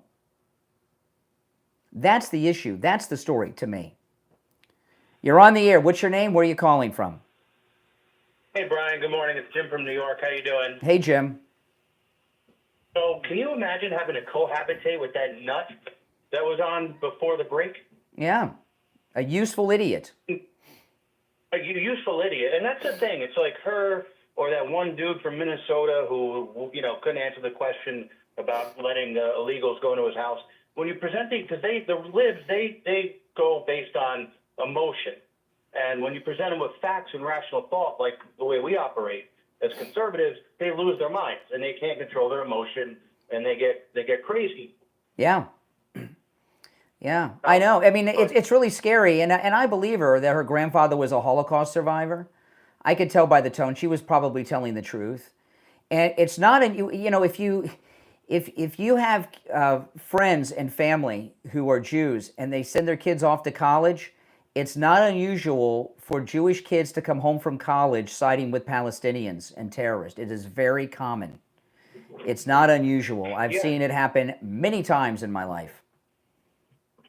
And it's scary because they're so easily brainwashed. So many kids, and thank God, my kids, one survived college and came out still MAGA, and the other one is going in, and I have no doubt he'll survive because we've taught them not to be brainwashed by these people. But you're talking about this dude, who could be the next mayor of New York. It's scary. It's going to be, he gets elected, it's going to be like Escape from New York or like Mos Eisley Spaceport or something. Well, this is listen. There's I read the breakdown of how things went down. I'm not going to go through it now, but there was a low turnout, about a 9% turnout in the primary. 9%. That's really low. So it's possible that he won in large part because of that, right? And they were able to target some specific people. But he won by a lot. But they only had a 9% turnout. So I don't know if we have a massive turnout, would that help or hurt him? Are people, I don't know. I would sincerely hope. The thing is, when you had a big turnout, I saw a breakdown of who did come out, and it was the vast majority of people who voted for this guy were crazy white liberal women like the one who called before. Young people too, under 40. It was under 35s, a lot of under 35s. It was young and small. It's a trend that has been a trend, which actually is more reality, that the biggest threat are these liberal white women. Yes. 20s into their 30s and 40s. It's That's right. Scary. I don't understand. No, it's really bad. And I that lady that called me a little bit ago, that's just sad. She's gone. And her parents, my goodness, her poor parents. Could you imagine? You send your kid off to college, your dad is a Holocaust survivor, and your daughter comes home from college siding with the terrorist. It's got to be very upsetting for parents. It is. And instead of using this understanding significance of her grandfather surviving one of the most horrible things in history, she uses that as a shield. Well, I can say this because my grandfather survived the Holocaust. I can say whatever I want and side with the terrorists and all this stuff. It's crazy. Well, yeah, and I know some people are probably thinking, why don't I sit down and debate the liberty and all this stuff? I'm not going to sit down and debate the Nazis about the, I do comment on it, and I do, but I'm not going to have in-depth discussions with Nazis all day. I'm just not going to do that. That's just you're not going to change their minds. No. They're blinded by hate. Yeah, you can't get there. It's just like this press conference with Pete Hegseth. Pete Hegseth, CNN's going to go right on and say that what he said is not true. You're never going to get CNN to agree that it was a successful military operation, or the rest of the media. So going out there trying to get the media convinced and report the truth of what happened in Iran is useless, just like debating with Nazis. Exactly. So it's just basically more of an echo chamber for us who understand it was successful. Yep. All right. Hey, take Brian, care. Appreciate the call. always. All right. Thank you. Appreciate the call. Take care. You're on the air. What's your name? Where are you calling from? This is Todd from Sarasota. Speak up, Todd in Sarasota. Speak up. Hello? Yes. Can you hear me, Yeah, Brian? I can. Okay. Yeah, I think that when, our founding fathers said it beautifully, specifically George Washington, when he said, beware of foreign entanglements. And I think at this point in the game, true Americans, people that, consider themselves maybe a conservative or constitutionalist, are just tired of being involved with Israel and all of their stuff. No, back to that again. Excuse me. When you say beware of foreign entanglements, it doesn't mean avoid them. It just says be cautious about them. Take care. Oh, my goodness. You're on the air. What's your name? Where are you calling from? Yeah, Yeah, my name is Jonah. I'm calling from Alaska. It's a pretty great red state. I just wanted to ask about your opinion on this thing Netanyahu said in 2019. He said, anyone who wants to thwart the establishment of a Palestinian state has to support bolstering Hamas and transferring money to Hamas. This is part of our strategy, to isolate the Palestinians in Gaza from the Palestinians in the West Bank. Go fuck yourself. Okay, there we go. Last dump of the day, Mike. Oh, my goodness. Oh, my goodness. Boy, oh, boy, I'll tell you. If you or someone you know or love is suffering from neuropathy, I'm going to give you the number to Lighthouse Medical Center in a moment. And I want to highlight this. This is very, very important. Steve had neuropathy so bad, he couldn't get out of bed. Couldn't get out of bed. And I went out and found Lighthouse Medical because Steve had that need. Lighthouse Medical, they treated Steve for his neuropathy 3 years ago. They rid him of his symptoms. In fact, I talked to him a day or two after his first treatment, and his symptoms were already going away. They treated him 3 years ago this very month, and his neuropathy symptoms have not returned. Is that absolutely amazing? And he had them all, and he had them bad. So Lighthouse Medical in Pompano, they have a treatment for neuropathy. They have a treatment for neuropathy that works, and they have a treatment for neuropathy that lasts, because here we have our test case of Steve Kane, 3 years, and it hasn't come back. They offer free consultations when you call if you mention you heard about them on the Steve Kane Show. And yeah, that's right. And only Steve Kane listeners get that free consultation. And they can help you no matter where you are located in the United States. Okay? They understand if you have neuropathy, you may not be able to make it into the office. So telehealth is available. Give them a call, 754-222-6642. 754-222-6642. And online, lighthousemedicalcenter.com. All right, now today's Thursday. Tomorrow is Friday. And I can't believe it's going to be Friday already. Friday is open phones on the program. We call it Open MAGA Mike Friday. And on Friday's show, you're welcome to call in about any and everything on your mind. You don't have to even reference anything that we bring up on the program. The show prep is up to you all on Friday, and that's tomorrow. And, you know, sometimes it's the best show of the week, and other times, well, it's a personal embarrassment, you know, some of the things that go on. But tomorrow is Open MAGA Mike Friday. Any and everything on your mind is fair game on Friday's show. And I always look forward to that and hear your thoughts on what we should be talking about that maybe we haven't touched on during the week. But there is going to be today a lot of, and we will cover this tomorrow, the follow-up on this leaker to CNN. You know, this is going to be the big test for Pam Bondi, Kash Patel, and Dan Bongino. Okay? This was leaking is a crime. They've got to know who the leaker is by now, or have a small group of people they've narrowed it down to based on the documents that he gave to CNN. So the test is, will they arrest the leaker? I don't mean fire the leaker. Will Kash Patel and Pam Bondi, will they arrest the Pentagon leaker? Because that is a crime. And, you know, we haven't seen any of these high-profile people get arrested. And I don't mean firing the leaker. I mean arresting the leaker and charging them, because it is a crime. According to the president, it's a crime. All right, everyone, I'm Brian Craig. This is the Steve Kane Show, Florida's longest-running radio show on the radio since 1977, celebrating 48 years on the radio. We'll see you tomorrow morning with our Open MAGA Mike Friday at 6 a.m. God bless Donald Trump. See you then. All right.